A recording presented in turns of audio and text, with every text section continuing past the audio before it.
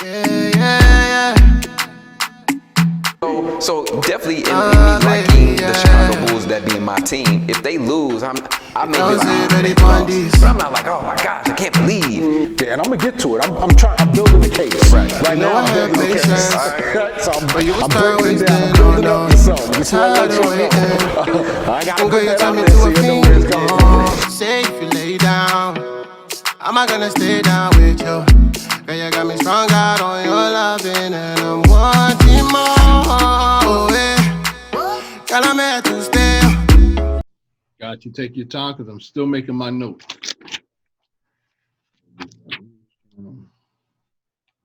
Okay, there we go.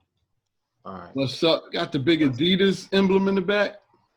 Yeah, man. I mean, they're not paying me nothing. It's really about the Ali. You know what I'm saying? That's really. You should call them up. Yeah. You should call them up and say, listen, I'm giving you free marketing. Yo, come on. Yo, you got. Hey, man. I got compensated, bro. I thought you was about to say. I thought you were about to say call up Ali. I was like, I can't do that. I was like, you got the cross pattern joint on today. That's like, right, brother. Like, y'all trying to like, nah, this is what brothers, unite. You know what I'm saying? That's right. Great minds think alike. Period. That's basically all that is. Yes. All great right. Minds think alike, but great minds also think together. Hey. Great minds think together. Now, we don't think exactly alike because we both have our different perspectives, but great minds definitely think together. Absolutely. Absolutely. All right. So if we all thought alike, then results. So gotcha. Uncle Marty family is joining in. Uncle, I thank you for your text. Thank you for your call. I love you, brother. It's tough. I don't want to get too much into it on social media. But I'm just trying to keep it moving. Mom passed away. I have my little peaks and valleys and stuff like that. But I just want to let you know I see you. I try calling for you again. We'll chop it up, but I'm just trying to just keep it going. You know what I mean? But thank you for viewing. Kyle and I'm talking with a colleague of mine that you met at the funeral, Kyle, part of my network conglomerate. And we're going to be talking about some issues. So we're going to officially jump into it. I don't want to jump ahead of Kyle, but thanks for watching, Uncle, and feel free to, throw in some questions if you have, or, and share or whatever the case may be. All right. I love you, Uncle. There you go. All right, Kyle. The floor is yours, man. Do the introduction to how we're going to start this live going and all that other good stuff. So, greetings, family. This is Kyle Dixon here. And my partner, colleague, comrade, man at arms, Kaede Bentley. But we're here for the Grand Rising Collective. And this is a collective that myself and Kaede chose to come together on as far as being a benefit to not only ourselves and us building together as brothers, but also for the community at large, to inform, to engage, and to empower. Those are some of the main three tenets that we follow as far as the purpose of this channel, of this network, of this mission, of this purpose. And with this medium of social media, we hope to engage a lot of you all, also share some knowledge and some information, some things that we've studied, some things we've been through, but also empower, take that knowledge to the next plateau, to the next phase, to the next level, so that way we become our better selves each and every day. And pretty much that's what it is, family. And as we go along for this year, for this 2020, we will definitely have some guests on, some people that I've spoken to and met, also some others that Brother Kaede has met as well, that will also be able to share their intellect and their knowledge and their valuable experiences with us. So therefore, we can be able to engage and to grow together. All right. So without further ado, I'd like to introduce my colleague, fellow podcaster, Grand Rising Collective member, Mr. Kaede Bentley. Thank you very much, brother. By the way, what's up, Tay? Good to see you, man. Haven't seen you at the club in a while. One of the team members of the Boys and Girls Club is joining us as well today, Cal. Bless Tay. There you go. So as my colleague, esteemed colleague, Cal mentioned, and thank you so much for that introduction, Cal. My name is Kaede Bentley. I'm the president and founder of an organization called 4Ts, which stands for Teaching Teens to Think. The purpose of the organization or its mission is to help inner city youth think about their future, to plan for their future, so that way they can complete their education in order to gain employment, to ultimately establish a career or start a business if they choose to. My involvement with this organization, a collective, as Cal put it, the Grand Rising Collective, is to disseminate that information to those in the community that not only include inner city youth, but parents, educators, and just those of us, the family and the community. So that way we can share this information to empower ourselves and get out of the routine of just surviving, but to also thrive. So I'm grateful for this opportunity to join this collective, such as the Grand Rising Collective, to do that. I think one of the things we lack is working together as a team. I mentioned this with Cal, and I've mentioned this in our other discussions, whereas we have been programmed as, I don't want to use the term minorities, but as Black people, to not work together. And I think that has been to our detriment, especially now in light of what we're facing and have been facing over the past few years, where we work separately, we can't get anything done, we can't accomplish anything.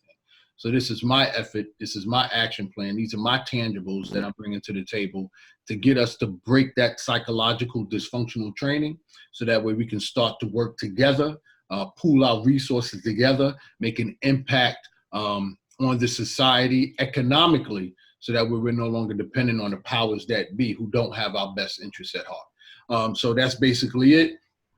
As you listen on, and we're going to talk about, I'm going to leave it up to Cal to do the actual introduction, but we're going to talk about some current events that has taken place so far as we enter into this 2020. So it should be very, very enlightening. And again, you're tuned in live. Don't hesitate to, type some comments or questions that we can ask. I have Cal here. Going forward, we're going to have more of our educators. Also, before we forget to mention this, Cal, check out the YouTube channel, Grand Rising Collective on YouTube. Grand Rising Collective. We have a lot of footage that I have yet to put up. We're going to be putting that up, but we have some footage up there already that you can peruse and view that may be useful and helpful to you, and also share it with your family, friends, because it might be information that's useful to them as well. So just stay tuned to that. Hit the subscribe button, hit the notification button, so when those videos are put up there, you're the first to see it, and it'll be beneficial to you in reference to whatever questions or concerns you may have, or again, family, friends may have, that we may be able to answer. And also, put some comments in there in regards to what you would like us to discuss, or some people you would like us to invite to address some of those concerns that you may have, since the media doesn't really cater to what we're concerned with and what we need to know. So use technology. Let us start to use technology to help benefit us, and not allow the powers that be to program us. We now, like Cal mentioned, have the capabilities and the technology now to form our own media channels, to create our own narrative. So without it going any further, Cal, I'm up to you to just get this segment going. Just start talking about these current issues and stuff. What's up? Lavelle Cartwright is watching. He's another colleague of mine and esteemed brother that, make me laugh, man, and inspires me at the club. You'll see him, Cal. Okay. You stop by and visit, but this is another brother that's inspiration to me. What's up, Uncle Vel? I get it, Cal. I'm sorry. Okay, no, not at all. I want to start off with the, well, first of all, it's first day of Black History Month, for that, before we even go into anything else. Today's the first day of Black History Month, February 1st, 2020. And, none of our history or none of our accomplishments can ever be encapsulated into 1 month. But we have to acknowledge the fact that it's the first day of Black History Month. And for whatever reason that you choose to celebrate, you definitely need to celebrate and honor the people that have made contributions to our culture, to our society, and to help make our lives a lot better than they have been, man. And people who literally sacrificed, people who have given us their gifts and basically lived their life to the best of their ability and giving us all that they had in order for us to be where we're at, man. And we got to give it up to the ancestors and the people that are currently doing it now, man. And much respect. And there's a countless amount of people who have done this, men and women and children who continuously do this on a day-to-day basis even now, man. So I'd be remiss, man, if I didn't say something just to kick it off like that, especially for 2020 podcast, man. Much salute to the ancestors, much salute to the mothers, the fathers, the cousins, the brothers, the sisters, the grandparents, the great grandparents. You know what I'm saying? Like, you know, give it up for them, man. And you know, much salute and much respect and love and appreciation. So that's first off. Absolutely. Yeah. Dude, Ashe. So yeah, man. So yeah, man, it's so much because we haven't talked. So family, you know, this is like the first first video for us for the new year. Right. And me and Kaede were talking about how just there's a lot going on this year, even at the beginning of the year. Like it was the whole, you know, thing with World War III going on. It's like, okay, you know, and then people making jokes about the World War III in reference to like Trump and his actions, you know. And then you have, in reference of this coronavirus going on, you got that going on. You throwing the extra stuff in there, man. I'm just saying, man, hey, it's so much going on. I'm just touching on it. I'm never going in yet. Along with, you know, the untimely passing and tragedy of Kobe Bryant, his daughter Gianna Bryant, and the 7 other people in the helicopter crash. Parents, children, and the helicopter pilot, you know, which happened recently. So there's been a lot going on for 2020 already, like already stuff going on, even stuff going on in my family with a death happening recently. And, you know, much respect to my family because they're going through it right now, and other people as well. But yeah, it's just a lot of stuff, good, you know, good and bad and in between and interesting going on.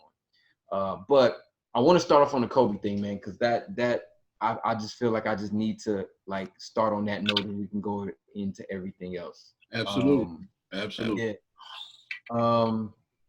Yeah, man, it just I feel sad. I feel sad not just for myself, but like his family, his wife, Vanessa, his children, his mother and father and his sisters, like his extensive family. Like I just feel bad for them, man. I feel sad because, you know, like, you know, Nipsey Hussle had already passed like kind of late last year. Mm-hmm. and that hurt me because I didn't know these 2 brothers, but the fact that what they were on, like what they seemed to be about, like their mission, their purpose in life, really motivated me to kind of give me motivation to make sure I have purpose and make sure I have direction in my life. It just inspiring me and motivation. You know, good to see brothers kind of turn the corner a little bit and evolve. You know, it's like we talked about before, we have these technologies and we have these devices, and now we're able to catalog a lot more visual representation of these people and people in general. And it's good to see brothers evolve because, again, the narrative is always that we're a certain dynamic, like all, you know, we're either all criminal or just all, you know, professional. And there's some people in between. There's some people who are going through the journey. And it was great to see a brother like Nipsey come from a certain background. We had to fight and scrap and then become part of the gang culture, but then turn the corner and say, okay, well, let me take that same energy and really try to build up the hood. Let me try to build up where I'm from instead of taking away from him and his brother, Sam. And then for him to be, you know, tragically killed like that hurt a lot of people, as we saw in LA. People that we thought didn't even know who Nipsey was came out in droves and numbers, thousands of people. You know, thousands of people in the industry, thousands of people all across the nation were really feeling that. And then, you know, to you know, the past, you know, the last Sunday, you know, with the tragedy of Kobe and his daughter and the other 7 victims in the crash, you know, perishing in that way. And it was just like, you know, Kobe was just really getting started, just like Nip was just really getting started. We're really like evolving as like mature men, you know what I mean? Like really seeing like the best of what was yet to come, and for it to be just like going like that, and again, all the other people in it like perishing like that was just like, man, it was sad. Like I was like, wow, man, that didn't hit me like hard.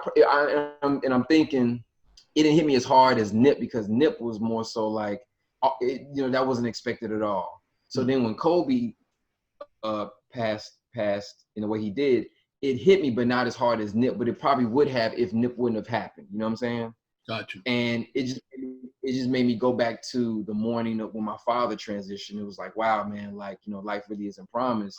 But I was able to handle a little better because of how I've handled my father's transition over the past two and a half years. Right. So yeah, man, it's just like, you can see the nation really hurting, but it's also bringing people closer together, like people giving them their flowers while they're here. That's one thing my father used to tell me, was like, yo, like give me my flowers while I'm here. And that's something he picked up from his mom, my grandmother, like, yo, give me my flowers while I'm here, while I can smell them. You know what I'm saying? Right.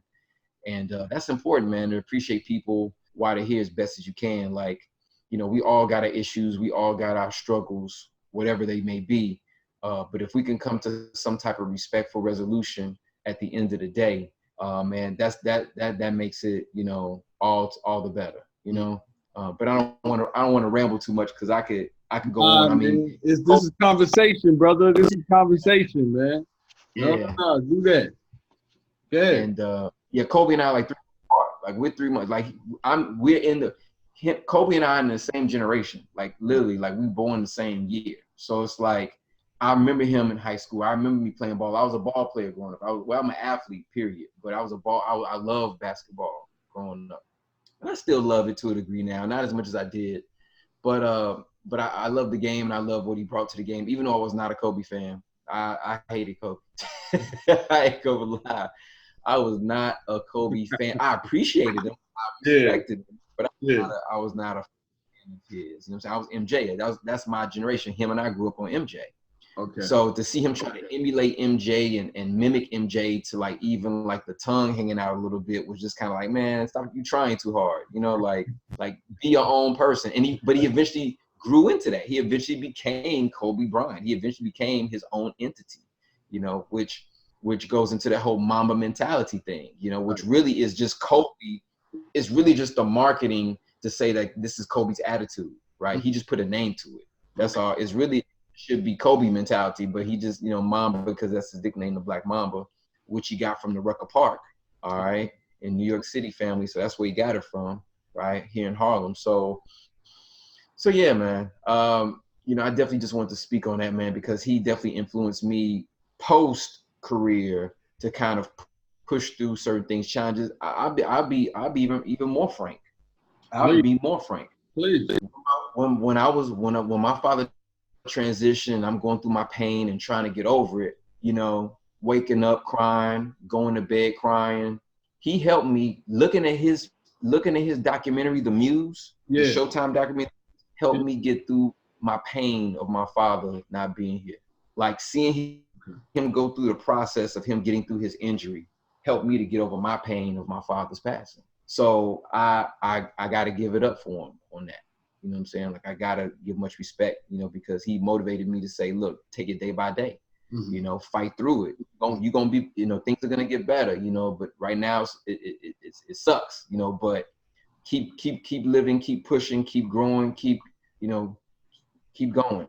You know what I'm saying? So that for me was motivation, and also to see him as a family man and, look after his wife and being heavily involved in his children, and especially Gianna with her taking up basketball. His oldest, she's a volleyball player, and just seeing his progression, man, that was motivation for me. And to say like, look, we're not perfect, but like if you really want it, you got to go get it. And hey, man, I just got to give it up to the brother, man. On that note, Thank you, brother. I got some other young brothers who joined our live conversation. Dylan, good to see you. Thank you, sir. I'm here talking with a colleague of mine, Cal Dixon, an esteemed colleague of mine who's an inspiration to me. And we're talking about the current events that have taken place in 2020 And what we're currently speaking in reference to specifically is the death of Kobe Bryant. And Kyle shared the impact that Kobe has had on him. Just some background, Kyle, on Dylan. I'm not putting your business out here, Dylan. Don't worry about that. But Dylan, you know what I mean? 'Cause it is, hey, you know, some things we you know, it's private. But he's in my opinion, a very good basketball player. He's a leader. He's actually a leader. And I'm proud of you, Dylan, because in particular, he has a lot of weight that he's carrying on his shoulders in relation to his family. And the way he's dealing with it and he's struggling with it is an inspiration. So I just wanted to put that out there and give you some background on him, Dylan, in regards to two key points. He's a leader on the field, and he's learning to be a leader in life, in his personal life. And I'm proud of you, Dylan. Okay, you got it, man. I'm proud of Dylan because he's learning how to, he's managing it. You know what I mean? He from what I see, he's not egotistical, right? He don't let his skills and his leadership go to his head. He's more basic with it. He's more cool with it. And I think that's going to carry you a long way, Dylan. All right. So again, you know how I am. I'm not going to try and give no speech. So don't worry about no speech. But I am talking with my colleague. So my colleague, I can talk with him as long as I want. And they know I'm animated, bro. They know I'm, you know, with them. So it's a toss. So let me give you some feedback on Kobe in conjunction with you, Kyle. I'm not a basketball fan, pretty much. You know, I like sports. I mean, but my sport of choice is football. And hey, Shelby, how are you? Good to see you. Thanks. Yes, real talk. That's right, Dylan. You know how I do real talk. So I grew up in football. Huh? Well, backyard football. I grew up playing backyard football. Backyard football, sandlot. That was my first one. They call it sandlot, like sandlot football. For those who know me and those who may be listening, they know my backyard was the spot in the neighborhood for football. Why they call you B spot? Well, it was the spot, like my parents' house, our backyard. Oh, the spot. Was the spot, yeah, to go to play football because we had a long yard. So like that was like the perfect place to play football because we had like a nice little run pattern. You know what I'm saying? Like those who know me and those who grew up with me, that they'll say like, yeah, he's not lying. Well, there you go. There you go. So, Kobe, we grew up in the era of Michael Jordan. So I got that same sense. Like Kobe was trying to be a Michael Jordan. And I understand, right? Because Michael Jordan was like our role models growing up, right? He was the man. And Kobe being the way he was, his age, he was younger than Michael. So obviously Michael Jordan would be an influence to him. And he harnessed it, he capitalized on it, and he made good on it. As we talked about before, as it relates to Kobe. Hey, what's up, Kavon? We got Kavon joining us now. Hey, Kavon, what's good, brother? Kavon is doing it. All right, and thank you, Dylan. Yeah, keep getting better every day, man. Don't quit. Stay focused. You got it. So with Kobe, like I said, I didn't really follow him too much. We talked about this before, and I was shocked when Kobe passed away. It was a shock to me as well. It hit me a certain way that I didn't expect. It was like a blindside. But as we also talked earlier, you know, I agree with you in regards to his impact on the world today and on all of us. But you know, having everything that you said, which I agree with completely, there's really nothing to add to it. I'm going to, I guess, expound on my frustration to an extent in the disrespect that, like we talked about, that he has received. And those who are watching, listen, I don't mean to offend anyone. I'm just speaking my truth, you know, and my honesty, and to try and spark dialogue and discussion and enlightenment. You know, I'm not right. I could be wrong. So please, again, comment, you know, add input, what have you, and I'll address it. Cal will address it as well. But my frustration or anger comes in regards to, here he is, he's the impact that he's had. He's not perfect. Nobody's perfect. But you got these people, right. and I'm not trying to feed into the negativity. I'm just trying to present both sides of what's going on. But you got these people who are going to try and disparage his name in regards to bringing up his rape allegations. And I found that offensive. You know, I found it, discouraging and offensive because, yeah, all right, like I said, none of us are perfect, and those were rape allegations, but they're trying to bring up his rape allegations to discredit the kind of life that he lived and the kind of contributions that he made in society. And it's not balanced, it's not across the field. Had he been of any other ethnicity, based on historical reference and historical fact, I don't think that topic would have came up at large like it has with Kobe. And I just get frustrated at, the contributions that we as, those of us classified as minority contribute to society, and yet the powers that be or the media, what have you, are always trying to look for some angle to discredit that. So that's my in defense of Kobe. In addition or in conjunction to what you mentioned, his influence had an influence on me too. Even though I wasn't a basketball fan, I like athletics, and I like basketball. But his death has had an impact on me, blindsided wise, because you could tell when the spirit or an energy transitions, it has an impact. I'm talking about a good spirit. Right. It does have an impact on people, and that's the impact that I felt spiritually.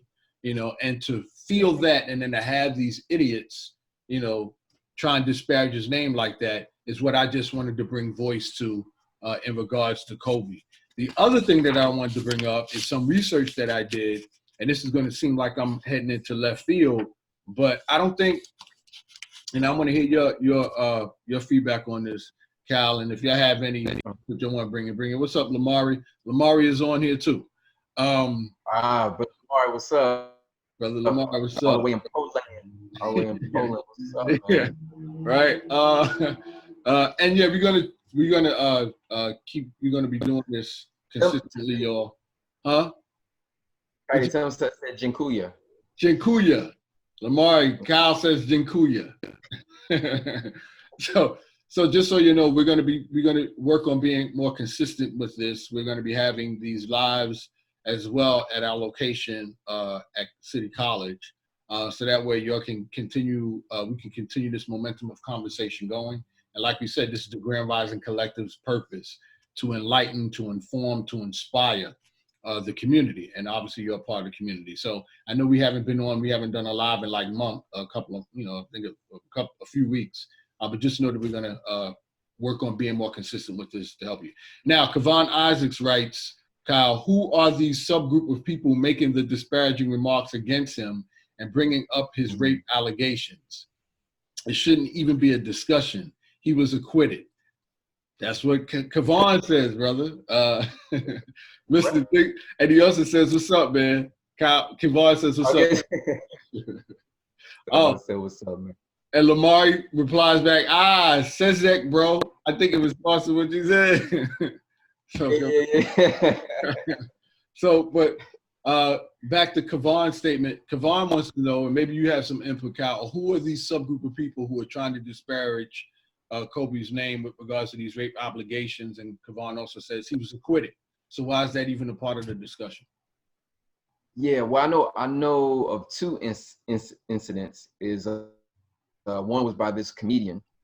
He brought up some negative allegations of reference to Kobe's rape, and made jokes on it, and he was what do you say? Well, basically he was not brought up on charges, but he was basically like, people on the internet was basically not feeling it. So he got a lot of negative press and negative, I think, posts about him. I think his name is like Ari something or so. I can't remember the guy's name, but he's a comedian. He brought up about Kobe. And then there's another newscaster that I know of that brought up some negative allegations about Kobe. Some random folks. I mean, like, I you know what? I don't know their names because I don't really give it that much attention, because it doesn't. It's a waste of my time. Because again, when we talk about on the other side of things, we talk about a brother who's a world-renowned figure. Yes, he has some blemishes on his record, like a lot of us have, and he was in the spotlight in the media. But again, they were allegations. He was freed of those allegations. He wasn't charged of anything. And again, it's not to say that it didn't happen, and like, let's not acknowledge it at all, but that was the wrong time and place to bring that up, man. And it had no relevance to him and those other folks going out in that way, man. So that was just bad taste, you know, and for whatever reason that they brought it up, people are reacting negatively against it. So, you know, it's self-correcting, you know, so that's how I see it from my vantage point. Thank you very much. And Kavon was being funny. He said it was a rhetorical question. He already knew who. So that's that. Oh, if y'all put a comment on here, I'm going to address it. I'm letting y'all know.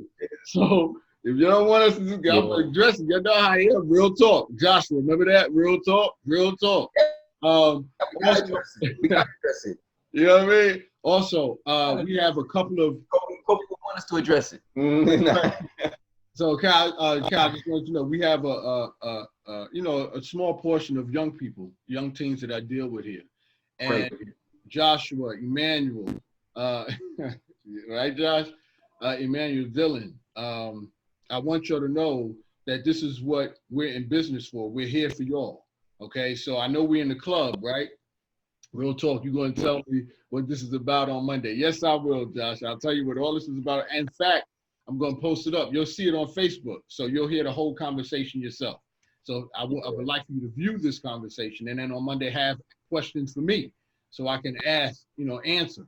You understand? So I really want you to pay attention. I know you might be busy. It's Saturday. You know what you'll do. But really take a look at this video and really form some questions, because we're here for y'all. Now, like I said, real quick, like I said, when we're at the Teen Center, I got to deal with all y'all at the same time. I can't really have a one-to-one with y'all except this by the door, because you'll be acting up sometimes. But when I stress this, I'm here for y'all. You already know the background. You already know what I shared for y'all, right? Never say too busy to learn. So that's right, Dylan. Very good. But my colleague, Kyle, and I have some other colleagues, Chike, I have some other colleagues, Kavon, who's on this feed. I have a host of colleagues who I admire, who inspire me, who motivate me, who encourage me, who inform me, right? To help me give y'all information. So I want you to take advantage of it. We have technology now that we can do this. So if you have any personal, Dylan, you know this, if you have any personal situations that you're going through, pull me aside, talk to me. I'm going to bring Kyle to the club. Be ready. I was just waiting for y'all to get to a point maturely where you can handle this level of conversation. But I'm good. Kyle has been talking to me for over a year and a half, 2 years. Kay, I want to come to the club. I want to meet your teams, man. I want to talk to your teams. I want to inspire your teams. So I have a lot of my colleagues who want to come down and talk with you, and I'm going to bring them down and share some information with y'all to try and help you and guide you through this path. So that way the stuff that you're facing won't be as hard or as difficult as long as it took us. So Kyle, I'm saying all this to say we have a good group of young brothers here. I don't know if they'll stay on the line. Dylan might stay on, I'm not sure. But I just want you to keep in mind that we have some young people here who would definitely take advantage and can benefit from the information that we're sharing. The other thing I want to share with y'all, tell them I'm ready to meet them, Mr. K. All right, Joshua says he's ready to meet you, Kyle. So he's going. I'm going to let Kavon know. Kavon, you already see this in the feed. I got some young people ready to meet y'all. And Kavon, great, Joshua, we're ready to meet y'all. Right? And send that information to We've been ready. Right? And send that information to TK as well. But I don't want to get too far off track. We got a lot of stuff we want to cover. But I just want to let y'all know this is what we're starting to do. We're your brothers. We're going to be having this real conversation. I'll bring them, Dylan. I'll bring them. We're having this real conversation for y'all. I'm telling you, it's going to change. You know me. It's going to change your life. It's things that these are conversations that are not being had, that are not being had, and that you're not privy to. And it's my honor to be able to have and be blessed with colleagues in my circle, in my network, that we can have these conversations and use technology to share this information to. This is what we talk about on our own. This is what we talk about, brainstorm, strategize on our own. And one of the things that has bothered me is the fact that that opportunity hasn't presented itself where we could share this with your young people. So y'all can learn from us and then take over. Y'all can do better than us, faster than us. And this is what I believe is taking place right now for y'all. So like I said, and I don't want to, what up? We got Malik in here too. So like I said before, Cal, okay. I'm gonna bring it back. Hold on, Cal, bring it back. Like I said before, I'm not gonna be at the club forever. Hold on. I'm finishing it up. I'm not gonna be at the club forever, but y'all have access to me through this medium. So you're learning that now. I'm trying to formalize some things, and Malik, share this with Dylan and Joshua that I share with y'all. I'm trying to formalize some strategies right now to coincide with BMCC and Fordham University so that when you graduate high school, I can bring y'all in that track, right? So y'all still have access to me. If I'm not at the club, because I'm not going to be there forever, you're still going to have Mr. K in your life, still there to be able to guide y'all, motivate y'all, and get y'all on that track to success. All right. Sorry, Kyle. All right, brother. All right, brother, I'm back. All right, so with that, Cal and I are talking about, we're getting back on the topic of, I'm sorry. You back? Yeah, I'm back. I had to school him. I had this opportunity. But like I said, I don't want to get too great, man. It's great. And I was still on my live feed real quick. Not sorry to interject. I was just telling my live feed, man. Like, I'd rather have you like that, brother. That shows the passion and the commitment and the love that you have for what you do, which we both do. So I'd rather you be on that end of the spectrum than on the negative end of the spectrum. You know? Thank you, brother. I'm saying? So despite, I know we got to keep a time. You always about keeping time. So I'm like, hey, follow you on, you know what I'm saying? But I'm messing with you. Man. Because I'd rather have that version of you any day, man, than someone who doesn't care, who's not involved, who's very lackadaisical about the development of our youth and our community. And I think that's where we really need to be for 2020, man. And I think when we talk about carry on legacies like Kobe, like Langston Hughes, like Marcus Garvey, like Malcolm X, like Martin Luther King, like Ella Baker, like Fannie Lou Hamer, like Ida B. Wells, like Shirley Chisholm, like Maxine Waters, who else? Like Harriet Tubman, you know what I'm saying? Like, this is what I'm talking about, man. Like, this is the legacy that we're trying to set. We're not trying to lead our community to slaughter. We're trying to lead them to victory. And I think that's what we need to be more about and less about the nonsense and the things that really, truly do not matter, man. I could give a damn about who got the latest sneakers or who's fashionist, man. I got better and bigger things to do. We have better and bigger things to do for this year, for the next year, and for the next 50 to 100 to 150, 200 years for the end of this century and beyond. We just got bigger and better things to do with our time. And you're doing that. I'm attempting to do that. Other people are attempting to do that who are watching this channel, man. And I'm just grateful for that. Thank you, brother. Thank you. Yeah. So this is what I'm talking. See, this is how it fools me. Shout out to the young lions. Shout out to them. Shout out to the young lions, man. Shout out to y'all. I don't know if y'all can hear me, but y'all are destined to be great in your own time. But we're here to help to cultivate that greatness in you. You can't do it alone. You need that coaching, just like we needed that coaching growing up.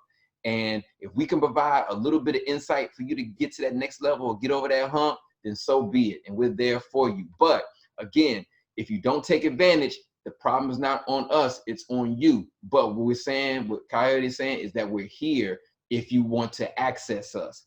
But if you don't access us, then it could be not necessarily to your detriment, but it could, because depending on what you're trying to do, we will give you a better way, a more efficient way of doing that. But again, it's not to say you're going to not go through your mistakes, but we are here for you all to be able to get us and you all to that next plateau, next development. So that way, as a whole culture and as a community, we can be better. We can do better. We can act better. We can live better. And that's what the ancestors want, man. That's the whole point of Black History Month. It's not just about dates and names. It's about to say, oh, here's an example for somebody who went through one of the exact same struggles, or if not more so than I did, and they still made it. And you have that entity within you all to make it. You just got to tap in. And we're going to help you tap in. You know, that's what it's about. Like I said, y'all, this is this dude right here. These are the brothers that inspired me. Yeah. Dylan says, I plan on going to BMCC. Dylan plans on going to BMCC. Good, Dylan, because like I said, I'm working a strategy to get in there. He says, that's crazy how things work. Like, he's inspired by that. That's good. Malik says, yeah, you told us about that. Yes, Malik remembers that. Ra has joined us. What's up, Ra? My guy, Mr. K. What's up, Ra? I miss you, man. Haven't seen you at the club for a while. Yeah. So I hope you heard what Kyle said. Thank you, brother. Thank you. Yes, keep this thing going. And like, I'm not even gonna go any further, man. You already know. They already know what I told them about. All right, so just stay listening because we're going to be touching on these topics. So great, Cal. So I just want to touch on some stuff that a lot of people may not be aware of, and it may seem like a conspiracy theory, but it's just surprising to me how, I looked up this article and, Kobe was a young man, right? Yeah. And I'm just noticing, and it just may be me, I'll take it, a pattern that's developing. Like Kobe retired from basketball. He was very influential. He was financially stable and set. Mm-hmm. Someone in a position like that who could awaken the minds of those of his culture on an economic level. And it has dawned on me over the past years how those of us of our ethnicity who have that leverage economically and intellectually, whereas we're not brainwashed, we're not indoctrinated, but more empowered to enlighten a culture that has been disenfranchised, that whenever that person starts to rise or get to a certain level, that they're eliminated. It kind of bears into conspiracy theory. I could see how that could go there. Because of the economic threat. There's a certain economic level that's now. There's certain people in power, and they don't want to lose their power. And they intrinsically, subconsciously or rather consciously know that if a certain populace or population that has exceeded in everything that they've done, be it African Americans, Hispanics, minority, whenever we enter into anything, we dominate. They allowed us to enter into sports, and we took over. Right. Basketball. Right. And of course, we know the history. That was for their entertainment, So. Right, of course. So they're going to allow us to rock. But the owners of the sports are still the old white boys club. They're the ones that's making the money. Definitely. Right. But we in there, we dominate, right? So now we're getting Bill Johnson that we talked about before, trying to own the Wizards. We got Bob Johnson, right? Trying to own the Wizards. So now we're waking up to that whole entertainment thing, right? Whereas we're entertaining, we get money. We got slave contracts where we can only say certain things, we can only invest in certain things. Just as long as it doesn't uplift our community, we all right. They'll pay us and they compensate us as long as we don't uplift our community. Because if we uplift our community, and I don't want to be too long-winded on this. Hold on, y'all. I don't want to be too long-winded on this, but as long as we don't invest our monies, that's going to help uplift the community that's been disenfranchised. Because if we uplift that community that has been disenfranchised, then it's going to cause a threat to the powers that be, the people who already have control of the economics. And if they lose control of that economics, then we become a threat, and then they lose their whole livelihood. So that's the pattern that I'm talking about as it relates to Kobe Bryant, among the many other celebrities who have had that financial influence, that influence in general on a populace, especially their community, that can wake them up economically to start owning their own businesses and putting a dent in this economy, whereas the powers that be can't control us anymore. And that's a conspiracy that crossed my mind when I thought about, okay, Kobe passed away. Was it a coincidence? Or could it have been something orchestrated because maybe behind the scenes, we didn't know he was ruffling some feathers that was going to result in uplifting the community of the people that he impacted, which we already know that causes the powers that be shaking their boots. All right. I want to leave. So let me interject real quick. So, all right, good. So definitely. So Kobe's definitely making some major moves as far as business and also in reference of his influence culturally. So of course he had his own shoe line with Nike. You know that. He had the Mamba Academy, which he himself, and he had hired coaches and trainers, some of the best, to come in and help to cultivate that brand, his Mom Academy, teaching basketball, teaching baseball, other sports as well. So he was doing that. Then he was promoting certain products, certain like sports related products. I think he invested in the coconut water, the body armor thing. I think he invested in that. He's also he also had an investment firm, I think, like dealing with tech and some other companies. So he was making definitely some moves, some major business moves, as far as, and he also had the book. He wrote the book based off of like Harry Potter and athletes, and he meshed them together. Because I think he even actually called up J.K. Rowling, who created the Harry Potter series, and was picking her brain. Kobe was very much about a student of the game, but a student of just learning abilities and things. And that's one thing I want to share with the young folk and people who are watching, is that the person that you think is like perfect, or you look up to, and they're like the top of their game, or top of their skill set, or top of their industry, they got coaches, they got people that they go to and or pay to help them to get to that level, or to maintain that level and exceed that level, to stay sharp. And Kobe would pick people's brains. Literally, they said when he first got into the league, he called Jordan up, he called Scottie up, he talked to Reggie Miller, he talked to the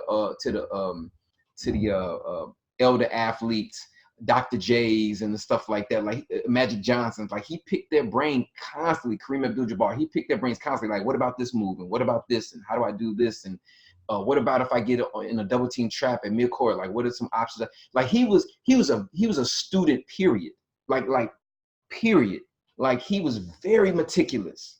And people like him, like when we talk about business, LeBron is like that. LeBron is meticulous in that sense. He's a student of the game, but a student of life and business, and he's an influence as well. When you talk about starting your own business, making power moves, as far as his collective, Rich Paul and Maverick Carter, like these cats are making major moves. So, we definitely could say it's a conspiracy, but we just got to keep building. It can't be one or two of us. It got to be 1,000. It got to be 100,000. It got to be 1 million. It got to be 5 million. It got to be 100 million. Like, yes, okay, it could be a conspiracy for sure. But who's next? You know what I'm saying? Like, who's going to take the mantle? And that's what we have to keep in mind. Just because one falls doesn't mean everybody got to fall. One falls, we acknowledge that, and we give respect where respect due. But we got to keep going. Got to keep pushing. We got to cultivate the next. You know what I'm saying? And it can't be just one. It got to be massive, man. It got to be massive. But it starts with one, though.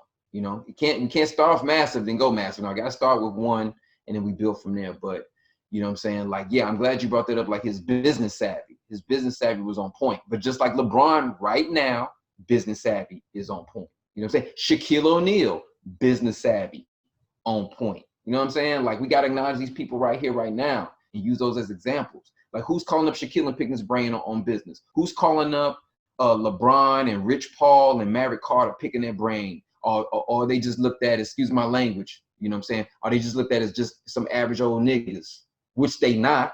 These are brothers who've been putting the work and the time over years and got around the right people to teach them the industry and the business that they need to know in order to excel. That's what I'm talking about. You know what I'm saying? That's what I'm talking about, youth. You know what I'm saying? That's what I'm talking about, folks, family. Like, we got to step it up, and we got to keep it up. You know what I'm saying? Like, and that's what Kobe was on. That's what LeBron was on. That's what MJ was on. That's what Shaq was on. I'll go female athletes. That's what Candace Parker was on. That's what Shamik Holdsclaw was on. That's what Cynthia Cooper was on. That's what Cheryl Swoops was on. That's what Jackie Joyner Kersey was on. That's what FloJo was on. You know what I'm saying? I can go down the list. I keep going. You know what I mean? That's what they was on, man. Marion Jones, even despite the drug stuff, that's what she was on. You know what I'm saying? Carl Lewis, Usain Bolt, Michael Johnson. That's what they was on, man. That's what they was on. Hey, God. Yo, you heard that. You heard that, man. All right, no, stay focused. Here we go. All right, so let me address this. Thank you, Kyle. Perfect. Brother. I can't elaborate more than that. That does away with my conspiracy theory. See this paper? That's away. It's done. You killed it. All right. So that's it for that. That's done. All right, so I'm in Dylan with his question. Dylan had a question. He said, do you think if Jordan died, you would feel the same as you did for Kobe? That's a good question, Dylan. Or Completely 100% yes. Or do you think the world would react the same? I guess it's basically the same question. Yes, they would. I would react the same way. Maybe it's slightly different because I grew up with Jordan, and Jordan was kind of like my. I kind of used him as my avatar a little bit growing up because I was a ball player, So I have a little bit deeper connection with Jordan because I looked up to him as far as in the basketball arena. My father was my hero. That's point blank, period. My father was my hero. But as far as basketball and being an athlete, I look to like Jordan, Bo Jackson, Jerry Rice. I look to those folks. So if Jordan passed away, I would feel a little different than Kobe. A part of me would definitely be sad, just like Kobe. But then another part of me was like, well, damn, at least MJ got to live a little longer. You know what I'm saying? Like, because Kobe's my peer, so that hits me. As the youth say, it hits different.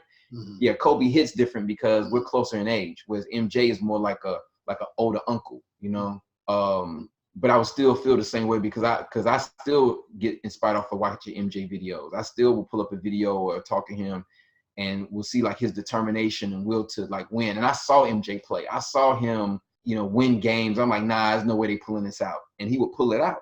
Like they would end up winning. Was it every time? Nah, but just to see a person like that will himself to 6 championships, like, and then to see him, and I'll give you another thing too.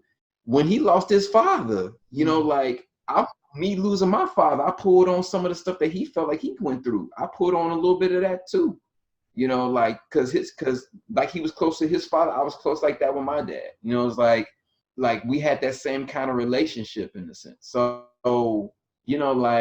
it hits different, But yes, to make it long story short, yes.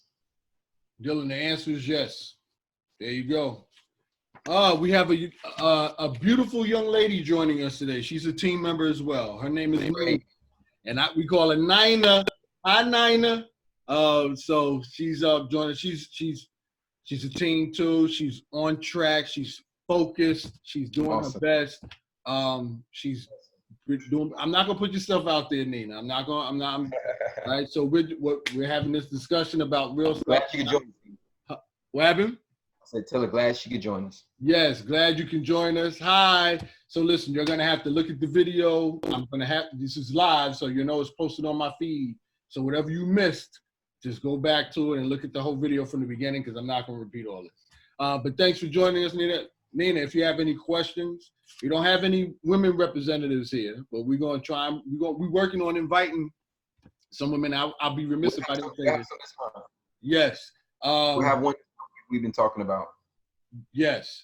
So Grand Rising Collective is a channel I want y'all to look out for, search, subscribe, and hit the notifications button on YouTube. It's called Grand Rising Collective. Young people particularly, and all y'all in here. I want y'all to subscribe to all the other channels. Subscribe to that Grand Rising channel, and you're going to hear more conversations like this. And I want y'all to be able to add comments, whatever questions that you have. We are more than happy to answer them for you. Just be there and help you and answer whatever questions you have. Okay, so I want to get back on track. So you killed the Kobe thing, man. You killed it, Cal. You listed, you locked it down.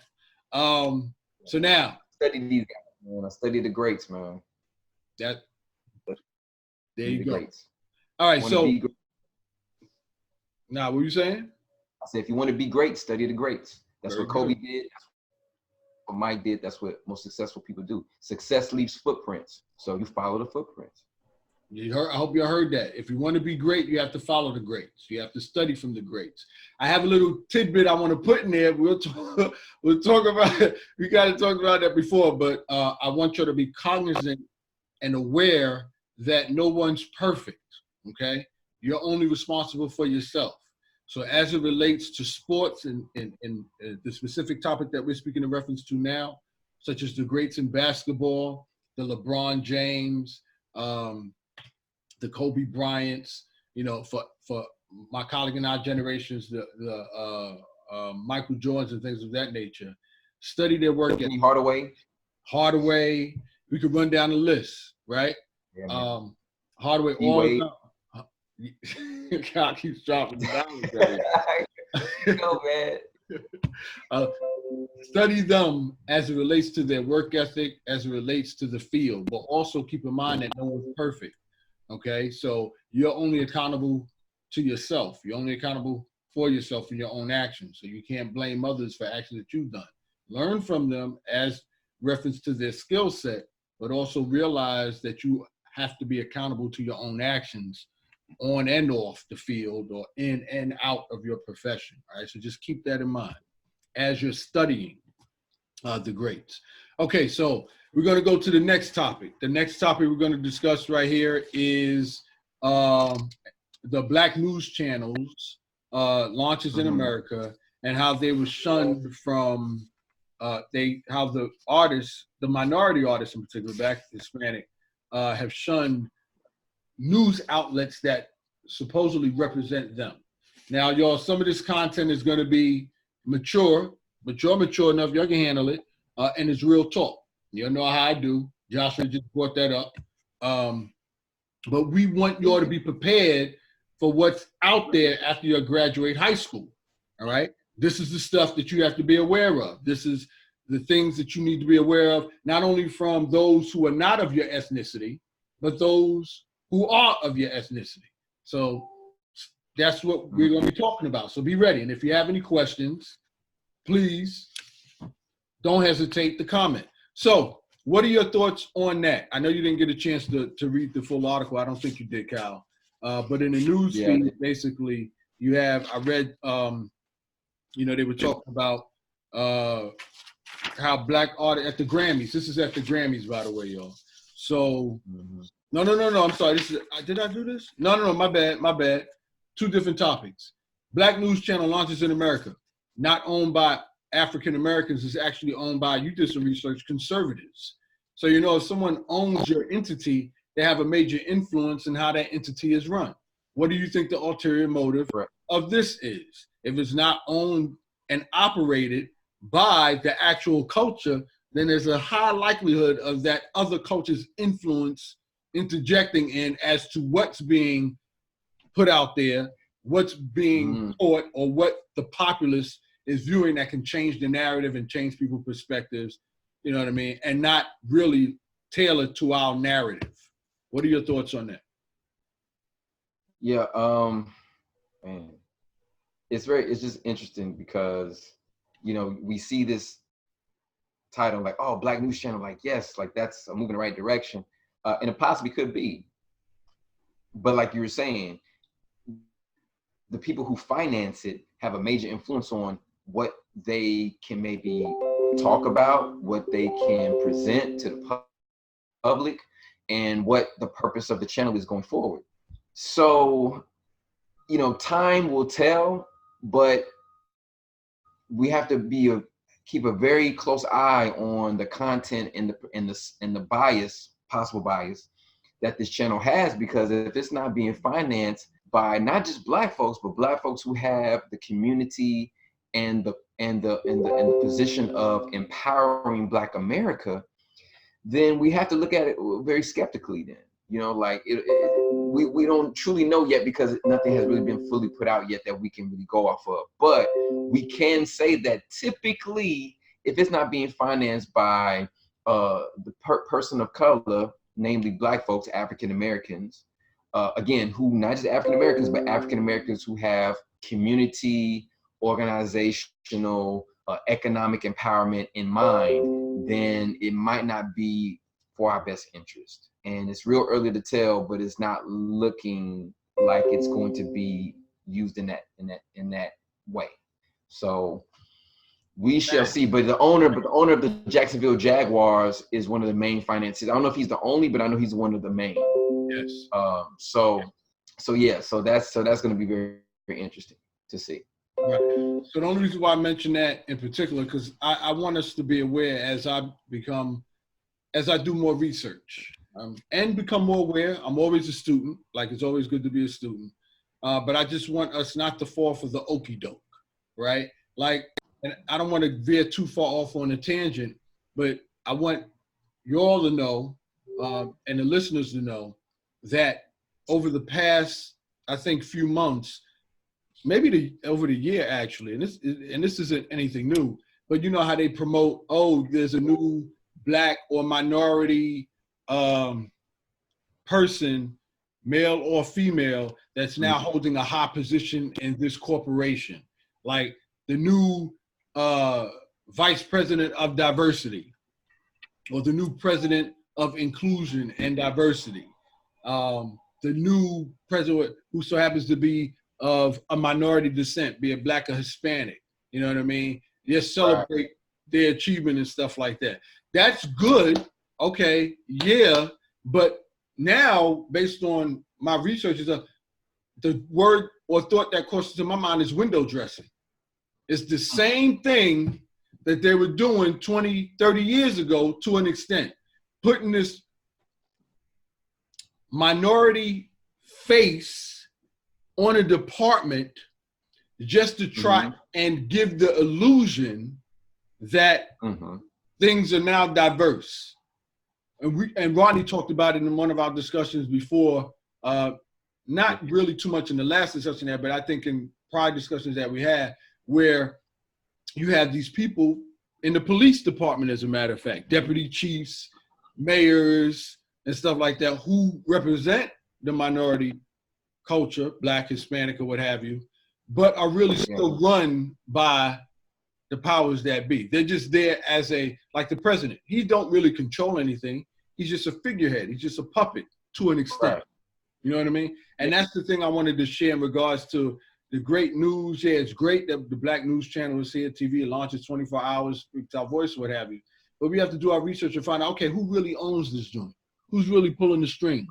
How much influence does this entity will represent us? How much will they realize, connect to, and allow us to present our narrative and not dilute it with what their perceptions and visions or whatever the case may be of us, because that's been happening since we've been in this country. And that's the only reason why I think that this topic was interesting, just to keep us abreast of, you know, okay, yeah, this is great, but time will tell. Let's not, you know, get too excited. You know, ultimately our goal is to start our own Get Up 24-hour News Black channel, not just one, but a couple of them, where we run it, we control our narrative, and no outside force has any say in that. Having said that, I want to get your take on, you know, piggyback on that, you have any input on that, but I also want to get your take on, in line with this discussion, Tyler Perry's studio now. Hey, AD, Tyler Perry here. Want to take you on a tour of Tyler Perry Studios. So hop in, come on, let's go for a ride.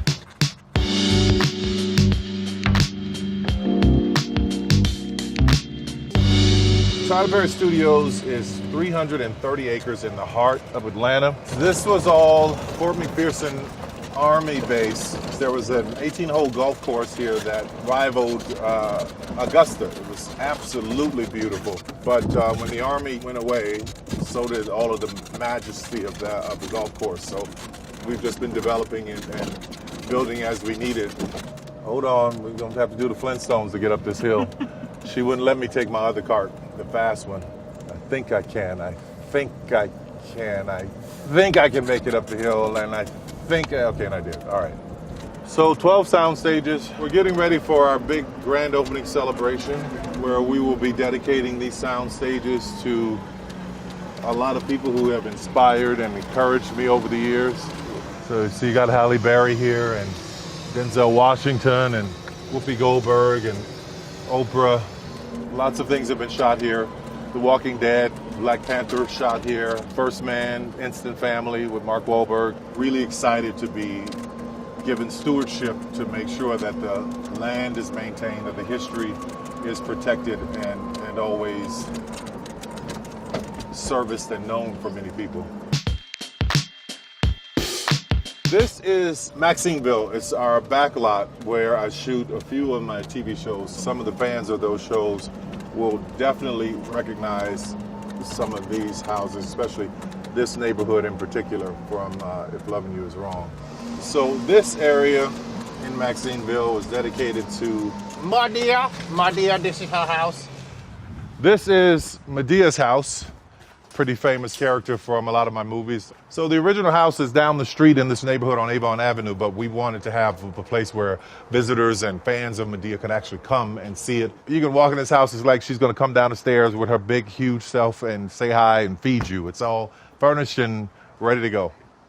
Maximeville is, I named it after my mother, Maxine, who passed in 2009. So this whole area, this whole neighborhood, I wanted to be a town named after her in her honor. And she was so happy to have that.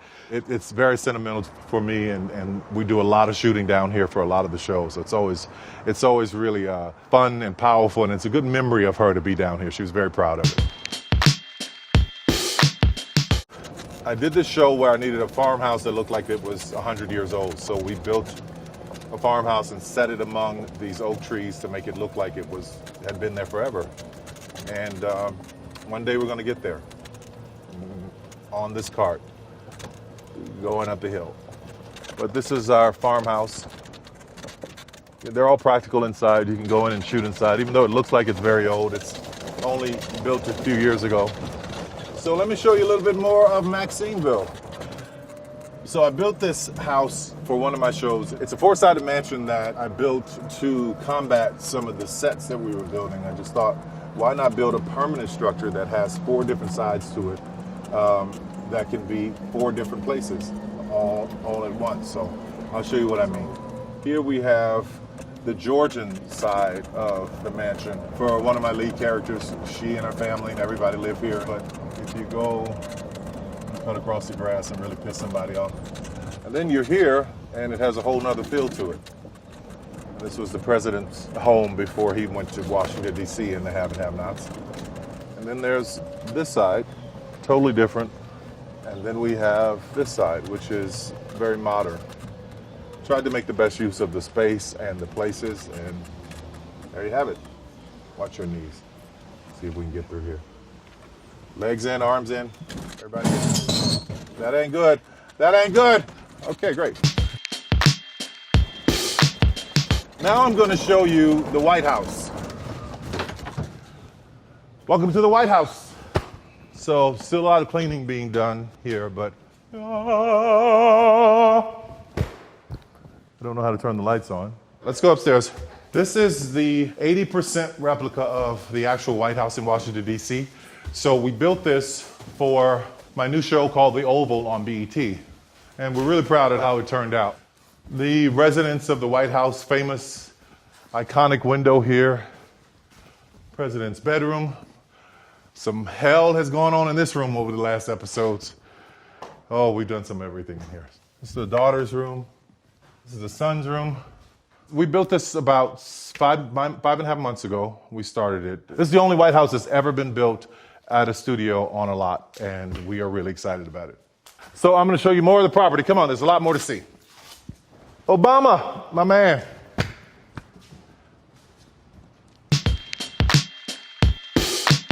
All of these houses were all built in the 1800s. They are extremely beautiful inside, every one of them. The one in the center is where I shot 2 Medea movies. And that's also where President Roosevelt stayed and Colin Powell. These were all the places for the generals and the officers to stay when they were on campus. There's a church here on the campus that's also built in the 1800s. Really beautiful inside. Not much has been touched. All of these buildings are on the National Historic Registry, so I take great pride in maintaining them at their original state. Okay, so this is the Post Theater. In The Walking Dead, this was the home of the kingdom where the tiger was on the stage. And come on, I'll show you. If the lights are on, I don't think the lights are on. And that's where the tiger was on the stage in the kingdom for The Walking Dead. The tiger was on the stage. I love Walking Dead. I love Walking Dead. Oh, I gotta show you something. This is Medea's car. she would say, This is my 1974 Cadillac, and I bought it in 74 and hadn't had maintenance on it since. But if you notice the luxury plastic on the seats, you see if you go to Architectural Digest, this is what's wrong with people with Architectural Digest. They don't know how to put plastic on their furniture. They buy all that nice shit, spend all that money on all that nice shit, but they don't know how to put no plastic on their furniture. Put plastic on all your shit. Thank you. This is my Cadillac. oh, this is gonna take forever. Because this car goes 2 miles an hour. I can run faster. Welcome to the Dream Building. The reason I named this building the Dream Building is because it was a dream come true for me. It's a dream come true for everybody who comes to work here. I wanted it to be inspirational for so many people. If they have a dream, I feel like their dream can come true. So that's why I just wanted to inspire you. So this is the Dream Building. Whereas I know it looks pretty like just an office building here, but there's a whole world just beyond these doors. If you want to be in a hotel hallway, like to say the Ritz-Carlton or something, then all of a sudden you're in a hotel hallway. You want to be in the presidential suite of one of those hotel rooms, you just right here, all on the 3rd floor. Magic. In the Have and Have Nots, I have a character that lives in a brownstone. Well, this is her brownstone. So you just bring the cameras in and shoot. And then if you get sick and need to go to the hospital, turn this corner and you're in the hospital. We shot in this hallway of the hospital for acrimony. Look that way, show them that way, show them that way, show them that way. Now come back to me, look at me, I'm over here, look at me. Yeah, okay. Then we go this way, more hospital, fake elevator. It's pretty cool, but it looks real, but doesn't go anywhere. Doesn't go to any other floors. Wyatt's super sexy loft in the Have and Have Nots. I feel like I could live in this apartment. It's pretty cool. Working on a restaurant here I haven't seen. Hello. Restaurant that's about to be finished and converted. Looks beautiful. It's coming along great. Here are 2 cool bars. This is our Irish pub that we shot lots of things in. This bar was actually in my house in the basement, and I sold it to the studio when I moved because I thought it was so amazing. Such a great bar. And this is the Iron Bone bar from the Haves and the Have-Nots. And I love it because the way it's always lit, the way it feels. Really nice dive bar. A lot of bad things go on here, but it's kind of cool. Very authentic, very unique. The set decorators did a great job with it. Everything you've seen, everything I've shown you, I've actually drawn to scale, gave it to the builders, the designers, saying this is what I want. So that's the way I've been very specific in the design and build of this building for my house. Everything is just, I love architecture from the bottom of my heart. If I wasn't in this business, I would probably want to be a really great architect. Thank you, Architectural Digest. Thank you so much, AD. Thank you all the people who watched. I hope that this inspires you to know that you can dream it, you can do it, you can believe, you can build anything you want. God bless you. So Tyler Perry has his own movie studio, right? From what I understand, I didn't get a chance to really do thorough research on it, but he owns that outright, correct? Or is there some supporters or financiers who are not of our ethnicity that has a major stake or percentage of that? Yeah, as far as I know, he owns it outright. As far as my knowledge, he owns it outright. He owns that land. That land is like old, I think it's old Confederate base or something like that. Yes, sir. Which is ironic, saying like how history, plays itself out in that way. But yeah, like as far as I know, he owns that. Like he owns that land. He owns those buildings. There have been multiple shows and movies. They did some bad boy stuff on the lot. They did some of the Bad Boys movie, which I haven't seen yet. I definitely want to check it out. But they did some Bad Boys on that lot. Eddie Murphy filmed some stuff on that lot too. I think some Dolomite stuff, I believe. Dolomite's My Name on Netflix. But yeah, like he's, I think Spike even used that lot. One of the lots on Tyler Perry studio. So. I'm not necessarily a huge Tyler Perry fan, but I give much props to him on that because he said, look, while, I'm making these movies, you might not like it, whatever the case may be, but now I'm putting it where it needs to be in its ownership, land, ownership. They're not making, they ain't making no more land. You know what I'm saying? Land is what it is, especially when you have majority of the earth water based. You know, like I think over 70% of the earth is water. So, you know, they're not making no more land unless the oceans reside, which people are talking about, but that's another story. But yeah, man, he put his money and his mouth in the right spots, man. And he's not only creating opportunity for more folks, but he's also creating history. Like, that's historical. You know, like yeah, I may not like majority of stuff he does, but I gotta give him props for that one. Again, just like I was talking about Kobe. I wasn't a fan of Kobe, but I gotta give him props. Just like Tyler, I gotta give him props for that. You know what I'm saying? Now let's do more of that. You know, let's have more like that example. See, again, someone who's still here, who's making major economic and business moves. You know what I'm saying? Like, he's doing it. For better for worse, he's doing it. You know, whether I like him or not, that's besides the point. But he's doing it. If I want to know how to do something like that, that's one of the main people I would think of is go to him. Again, it's not about me liking him. It's not about me liking him. I respect that. So I got to go where the info is at. I'm glad you mentioned that, because having said that, you know, there's been some critics of Tyler Perry in regards to, and Dave Chappelle touched on this as well, in regards to wearing the dress, right, in the industry, how they try and get the black male image, the minority male image. We talked about this in regards to the new masculinity, right? Right. Tyler Perry gaining a lot of his success by playing Medea, which is a woman, right? Yeah, I get it. I understand. But I also, like you said, you got to give him his props, right? Because he used that. That was his calling. That was his path. It helped him in the position that he is. But he used that, right? And again, he still do Tyler Perry, whatever. But we can't complain because, again, you said it. He now has his own movie lot. And from what I understand also, his lot is bigger than, I think, Columbia, all the lots in Hollywood. I think combined, they said that his movie lot is bigger than all of them combined. It's huge. That's what they said in the media, that lot that he has, that acreage, the acreages of land that he has is large. So I give him props with that. And that's a very good point. Thank you so much. And like you said, that's what we need to strive to. So cool. So there we go. So with y'all, just be mindful of, you know, the propaganda that's put out there in regards to us having some kind of influence in an established company or organization. Just be mindful of whether it's window dressing or not, and stay focused on starting our own. So that does that regarding that article, unless you want to add more to it before we move on to the next. I was going to say, to quote the illustrious Chuck D, poet and activist, hip hop pioneer, don't believe the hype. That's right. Don't believe the hype.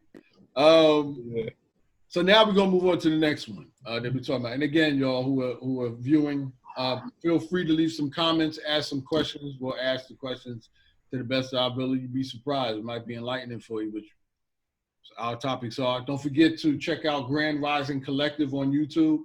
We have some footage already there. We're gonna be adding more footage. Subscribe to it.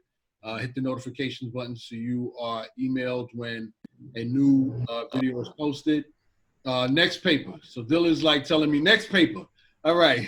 So the next topic we're going to talk about, but again, Grand Rising Collective, check it out, is the video of Black artists passing up Black media at the Grammys, a disappointing sight to see. And it just basically goes on to what I read so far is they grouped all the media outlets, such as Black media outlets, towards the end of the red carpet, at the end of the red carpet, all together, right? And when the artists, particularly Black artists, got to the end of the red carpet, them and their publicists would whisk them away into the auditorium, wherever the Grammys were. And they would they basically shunned the outlets that, to a large extent, represented them. And it was disappointing from that. And I shared with you my thoughts on it, and I'll share with you now, and I would like your feedback on it, is the indoctrination of how strong it is, right? Because I believe, you know, we as Black artists or Hispanic artists in tune are so desperate, I guess, for the acknowledgement and the acceptance of, I guess, the white culture that will do it to our discredit, or it'll to the point where it hinders us or harms us. Mm-hmm. You know what I mean? And it just goes to show how programmed, Mm-hmm. how dependent post-traumatic slave syndrome, if we're going to get real intellectual about it or deep about it. Go there. They need to hear that. Go there. That's what it is. How it has affected us like that, as opposed to, and then I'll leave it open to you, please give feedback, as opposed to focusing on the path of a Tyler Perry, where we can create our own Grammys, our own Academy Awards, to where we can be acknowledged based on the true work ethic that we've done, based on the true effort that was put in, and not based on some limited perspective on how we think things should be. You know, to be our narrative, but at least credit will be given to where credit is due. And we won't be shunned, you know, outside of the true talent that has existed or has presented itself. So that's my thoughts on that article. Cal, what are your thoughts on that? Yeah, I think you called it out. Like, you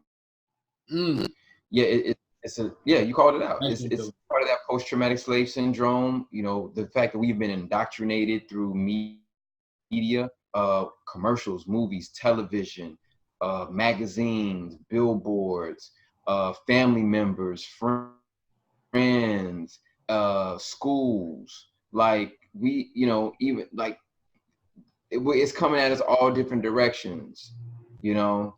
And yeah, you know, hopefully it does get better, but we got to work on that. We have to work on building. People say they want a lot of stuff. You know, I want a lot of things. You know, a lot of folks want a lot of things, but you got to put in the work, man. Like, we have to put in the work, and you can't get around it. Like, yeah, okay, we need our own Grammys. Okay, cool. Who's working on that?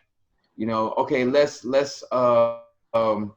you know, let's get our own, you know, Oscars. Okay, you know, Oscars so white. I'm like, okay, that's how it started. You know what I'm saying? Like, whose institution do you think you're depending on to get that award? And it's no diss to them, because again, they created it. Like, hey, that's the industry standard because they created the industry. Right. But like we were saying earlier, you have this technology has democratized a lot of the access that we didn't used to have. Now we have a little more of an edge, if not the edge, if we just follow through and keep it consistent and put in the work. Again, you got to put in the work. You just got to put in the work. If it's really that serious, we got to put in the work. Like you were saying, you know, we got to get over the post-traumatic slave syndrome. How do you do that? Oh, okay, there are people out there that can help you get past that. Where, like we said before, like the Europeans, ice is not colder. You know what I mean? Like, it's like, right, we have to get past that mindset that, oh, we can literally do this. And we also have to have the patience. That's one thing I learned about even myself, was that a lot of times we want things so fast and so quick. We want us to be so great and look so great and be so good so fast that we're not going to have the patience when somebody's in the process of creating it.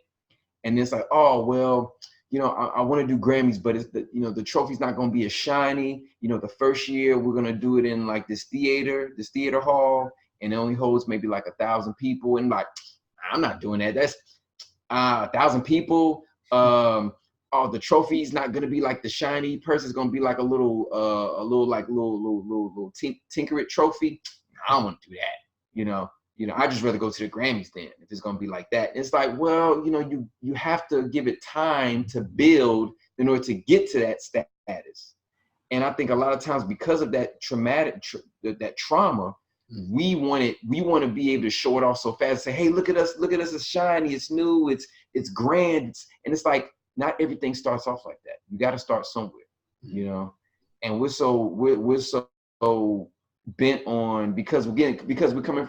It's a feeling of a deficit. We already feel like we're coming from a deficit. So to show off something that looks unfinished says that, oh, I'm still at a deficit. It's kind of like, oh, I'm still at a deficit. But you're really not at a deficit if you're working on building it stronger and better for the next time. You know, it's only going to be like, it's only temporary, but are you willing to sacrifice the temporary for the legendary?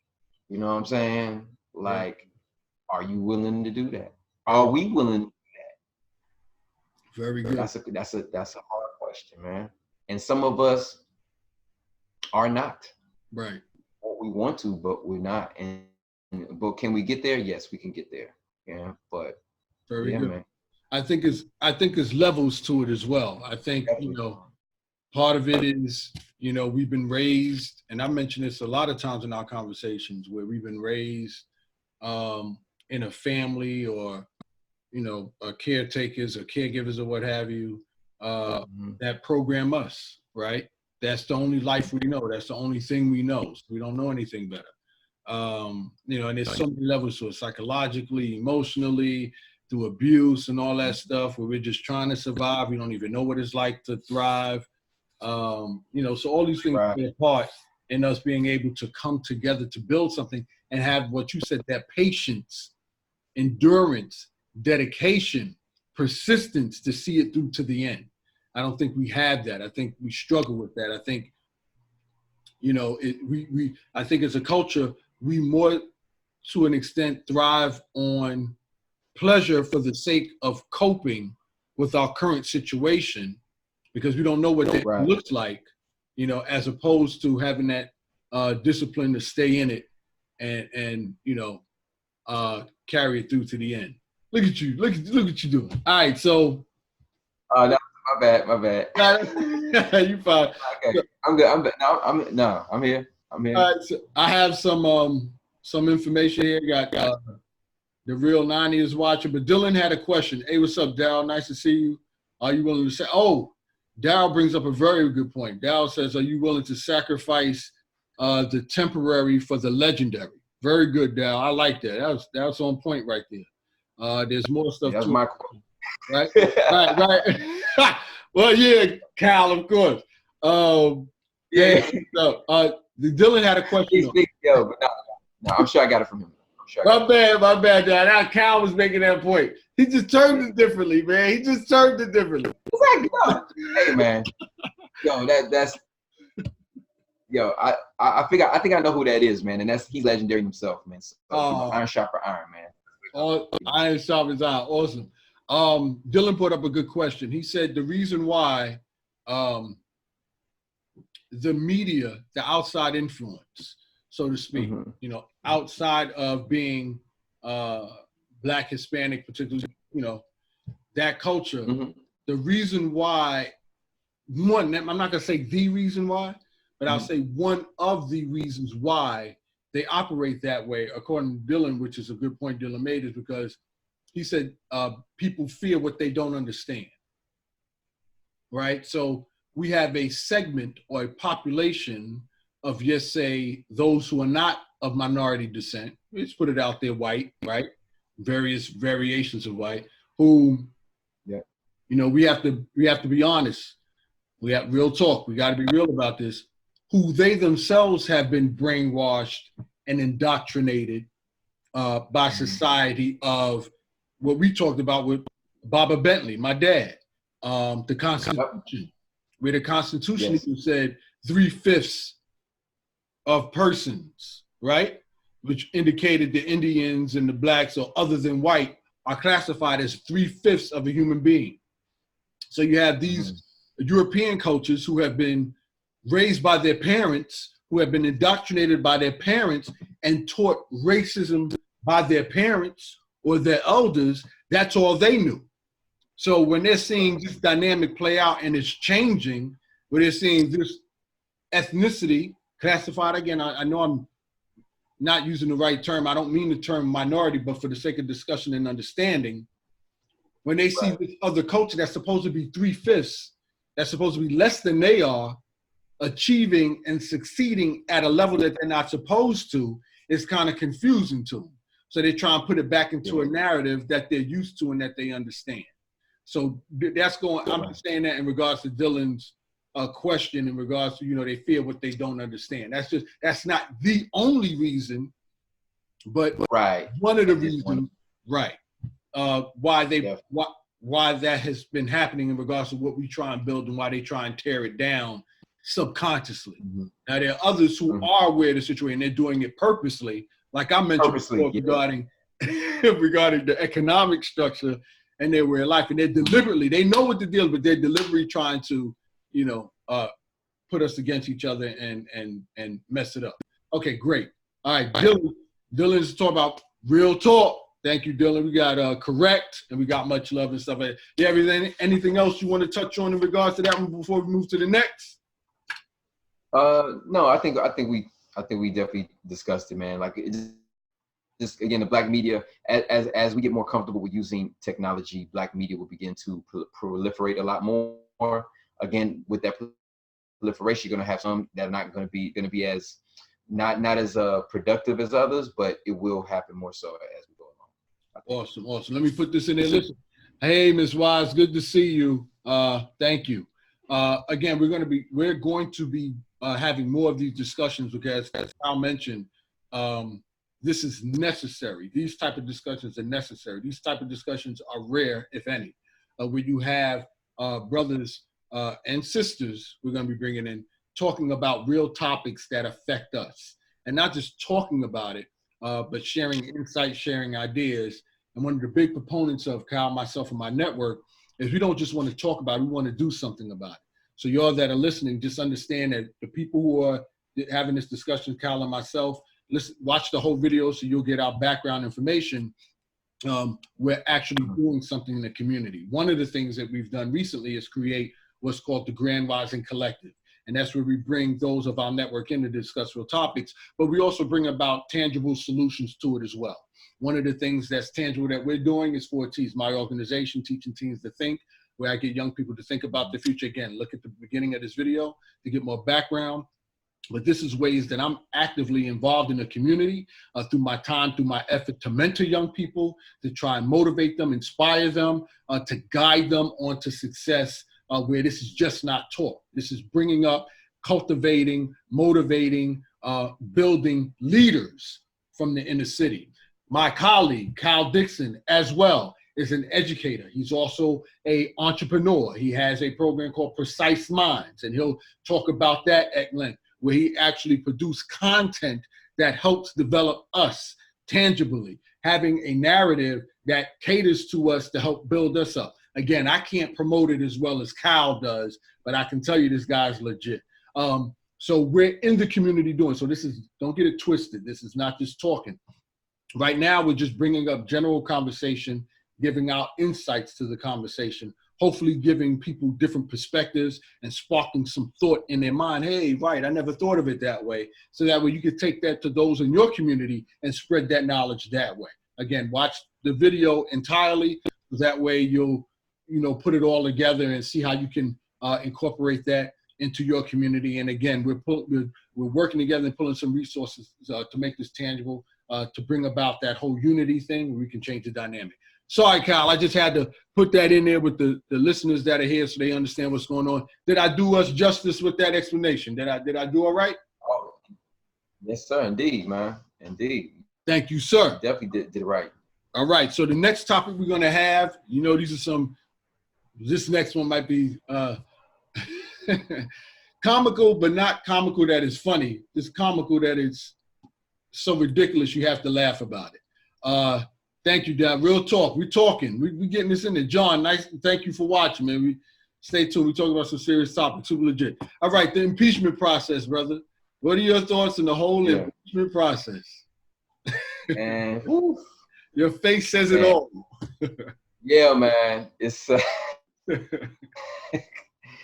I am glad to see that they are going through the process of the impeachment.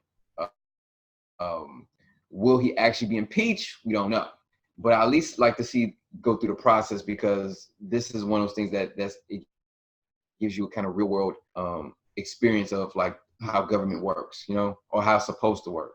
I know. Or how it could work.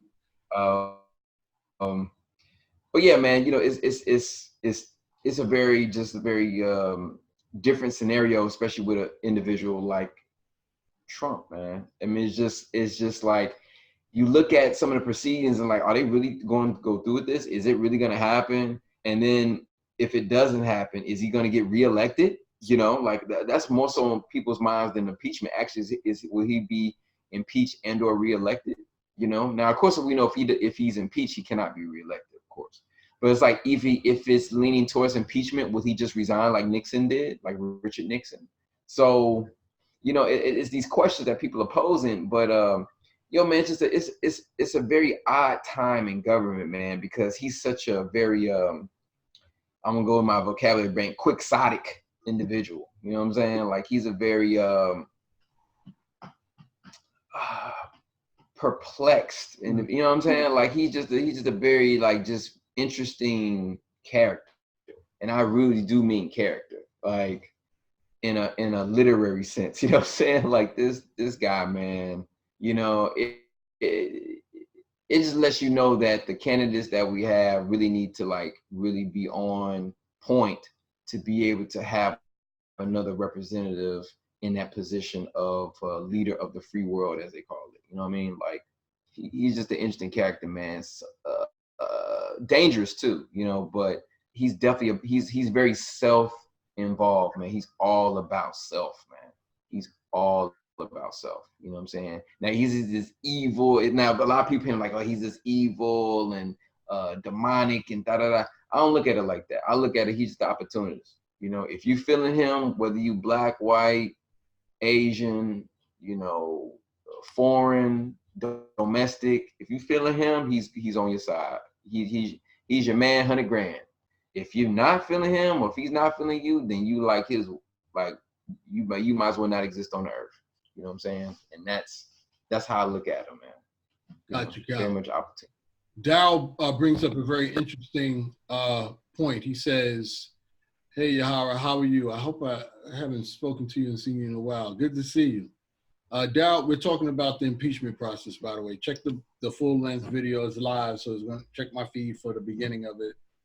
You'll catch on to everything we've talked about so far, because I can't repeat it at this point. But Dow brings up a point where he says he's already impeached. Will he be found guilty of high crimes and misdemeanors? That's yet to be found. Mm-hmm. He also brings up the point that this whole process, since he's been in office, to a large extent, I think it stems back all the way to Bush in 2000, mm-hmm. From one spectrum to Barack Obama after Bush, and then here with Trump, where politics has just been polarizing mm-hmm. on the highest level that I've ever seen, from my experience. Now, I can't go back to chattel slavery because I wasn't born during that time. And obviously, mm-hmm. from what we've learned, we need to. Oh, we need. Well, then we'll touch on it as best we can. We can touch it. We have enough data. Yeah, we have enough data. Well, the reason why I'm hesitant in talking about too much because I'm doing my research on it. Right, I'm doing my research on Willie Lynch and mm-hmm. you know, the black tax and alienable rights. So I'm going our future conversations as it goes in. I'm going to be bringing some heavy information to this. Our discussions based on facts and research. So I want to make sure I do my research first before I comment on it. From that part, but from me being here, you know, Dow's question is pretty tight. By the way, yeah, Dow, Bill tells you that you're cousins. He says, yeah, man. Cool. That's fantastic. Good to know, Dow. Yeah, you got to join in this conversation, man. You bring us some good stuff. He's tight. I can tell. When I say he's a scholar, man. I can tell. So the to his point, is just a matter of whether you know, Trump will be found guilty of the high crimes and misdemeanors, and that is polarizing, right? So I feel what's your take on that? Because Will he be? Do you think? I mean, I think you kind of already addressed it somewhat, but I'm phrasing the question, I guess, in a different way. Do you think he will be found guilty of the high crimes and misdemeanors? And do you feel it's been very polarizing? I kind of already know the answer to that question, but I'm phrasing it in a different way, and then I'll follow up with my feedback to what your answer is to Daryl's question. And Daryl calls you a special guy. But go ahead. Oh, okay. Right, man. Yeah, much respect to Daryl, man. Definitely. He keeps me sharp, man. All right. Definitely. I mean, like, that's like a two-part question. Yes, it is. Will he be impeached? I would like to think so, because he's done some things that have been highly questionable and that have, I think, compromised the integrity of what the government is supposed to be about.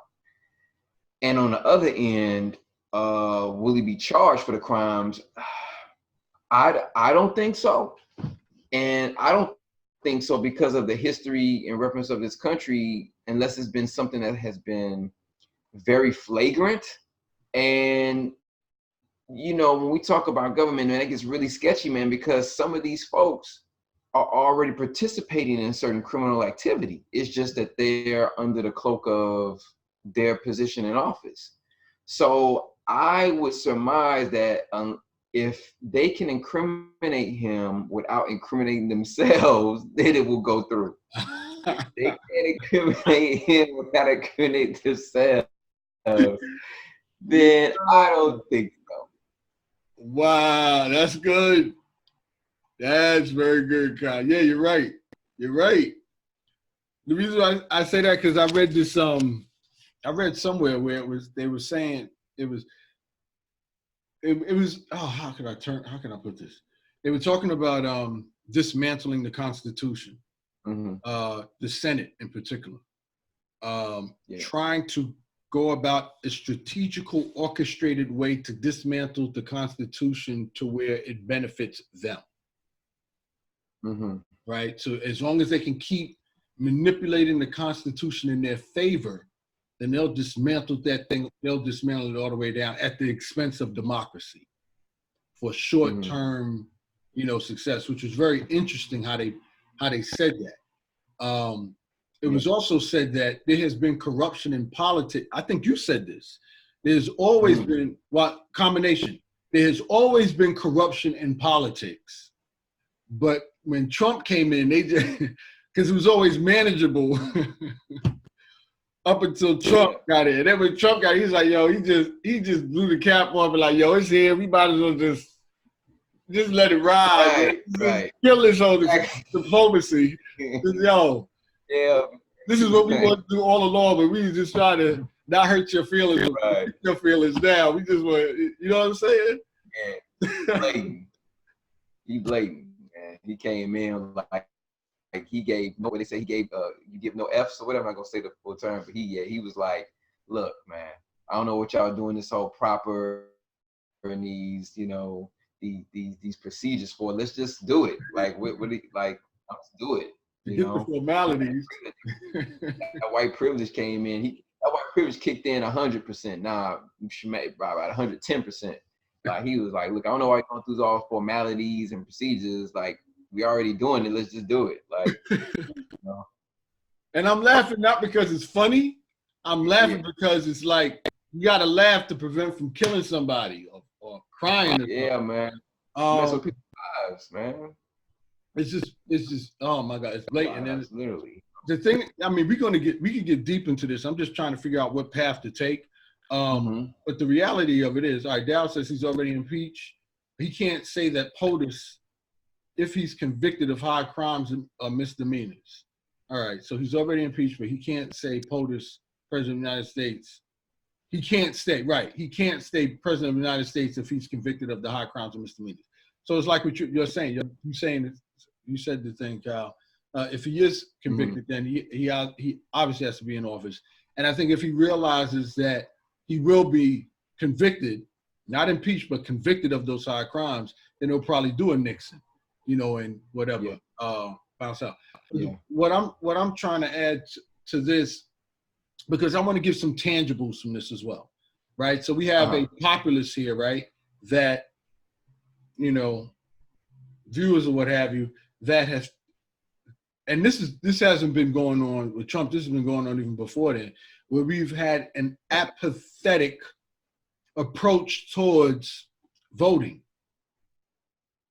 right? Which is politics, right? So this is even before Trump got into office. Right. So I think the complexity or the dynamic or whatever you want to call it is a situation where we have to ask ourselves and be real with ourselves. Does politics really affect us? Has it really affected us? And if it has affected us, what can we do about it? Really? That can have an impact? To put our feelings and our struggles and our whatever aside and come together at least around this one thing to help change the dynamic of our lives if politics has that big of an effect on us. And I think we, to an extent, already know the answer, which is yes. But then at the same time, we, being a culture that's strong like we are, have survived even worse than this, right? We survived chattel slavery. We survived 400 years of it, as a matter of fact. You know, we survived the shit. Exactly, as I was saying, the middle passage getting here, we survived that, you know? Right. So Ma'afa is what they call it, the great destruction, the Ma'afa. Right? Yeah. So with that said, I'm gonna put this out here. Hey, Zachariah, how are you doing? Spitting facts, trying to. With that said, right? As it relates to politics, and those of us who are listening who might have been affected, providing tangibles to this situation, Kyle, as we pool our resources, and you all too, chime in if you have any questions or what have you. Is this something we should even be concerned about? Like, is the whole politics situation, as it relates to Trump or any president, POTUS in office, is it something we should even worry? Should we even pay attention to? Should we even vote? Is it literally, we should just make a decision right now, right? Yo, forget voting, right? Should we even participate in that falsity of a democratic process or democracy process? Let's be real. Should we? Should we like allow ourselves to feel guilty about people talking about rock the vote? You need to vote. If you ain't vote, then you can't complain. You know what I mean? Should we even entertain it? Should like, yo, F that. Forget all that, man. Nah, it's a game anyway. Because the reason why I pose this question for us to really analyze this as a culture, as a group, is because when we look at the Bush election in 2000 and we look at the Trump election, they got in not by the popular vote. Right. So just think about this for a minute. Let's just entertain this idea. Okay. What if their whole argument is that the only reason why, correct me if I'm wrong, the only reason why Trump got in office was because a segment of the population didn't vote. That was it, if I'm not mistaken. So they're saying if everybody got out and vote, miraculously, if everybody got out and vote, and just say voted Democratic, because we already know the parties are the same. Republicans and Democrats are no different to a large extent, but that'll be another conversation for another time. But let's just say we'll go with we'll entertain that. Democrats are different than Republicans. If everybody voted, and they'll say everybody voted Democratic, which would have left Trump out, right? Would he have still been elected? That's the $1 million question. We will never know, not in this dimension, not in this Earth one or whatever people, going comic book reference. We don't know. We can only guess. Right. But again, he is elected. So that's what we have to deal with. You know what I'm saying? Like I'm not gonna spend a lot of time on I know you're not saying that to truly ask that. That's a rhetorical question. You know what I'm saying? But I know it is, because we don't spend time on what ifs. No, we're not. Like we don't have time for that. But I know the grand scheme of the question you're saying, and that's a question that people have been posing for years. Like, do we vote and I don't vote and stuff like that. Like I was in a phase where I didn't vote, definitely for sure. But I think the narrative, Kaide, my brother, I think the narrative is that voting, that's all you got to do is just vote. Like just vote, and then that's it. And that's half of the process. Like you got to vote, you got to be involved. You also got to get your economics straight. You know what I'm saying? You got to get your political acumen and information straight. You got to do all that. And that's, again, that goes back to, are you willing to do the work? Because if you don't, then you're still subjected to the policies and the government choices that are being made on your behalf. Even if when I didn't vote, I'm still privy. I still have to get the effects of what they choose and decide to do. I'm still influenced by that. The way I move in this society, in this nation, in this country is still influenced by that. So you could do what you want, but best believe that when decisions are being made, you're still going to get influenced. Even if it doesn't hit you directly, it's going to affect your family, it's going to affect your community, affect your city, your state. So you still got to be involved in some form, man. And I'm not saying you got to be like a politician, but politically, politics is everything. Politics controls where you go to school, or how much milk and bread costs. Even though I don't drink milk anymore, but how much that loaf of bread costs, how much gas is for your car, how many jobs and careers are available. Like it affects all that, man, on a national level. So it's not just voting. It's like, okay, if you're not voting, one thing when we used to do grassroots, if you're not voting, what are you doing? Are you organizing people to pull their money together to fund a politician to get them in office? Are you involved locally with your council person, woman or man who's in that office, who are making moves to help put certain resources in the community, or help funnel money into your community to help better the lives of the constituents and the citizens there? Like, what are you doing? Like, what are you doing? Because you just saying I don't vote, and they put in whoever they else in office. That's not cutting it, man. Like that's a cop out for me. Like, what else are you doing? What else are we doing to help make significant changes politically, socially, economically? Like, what are we doing?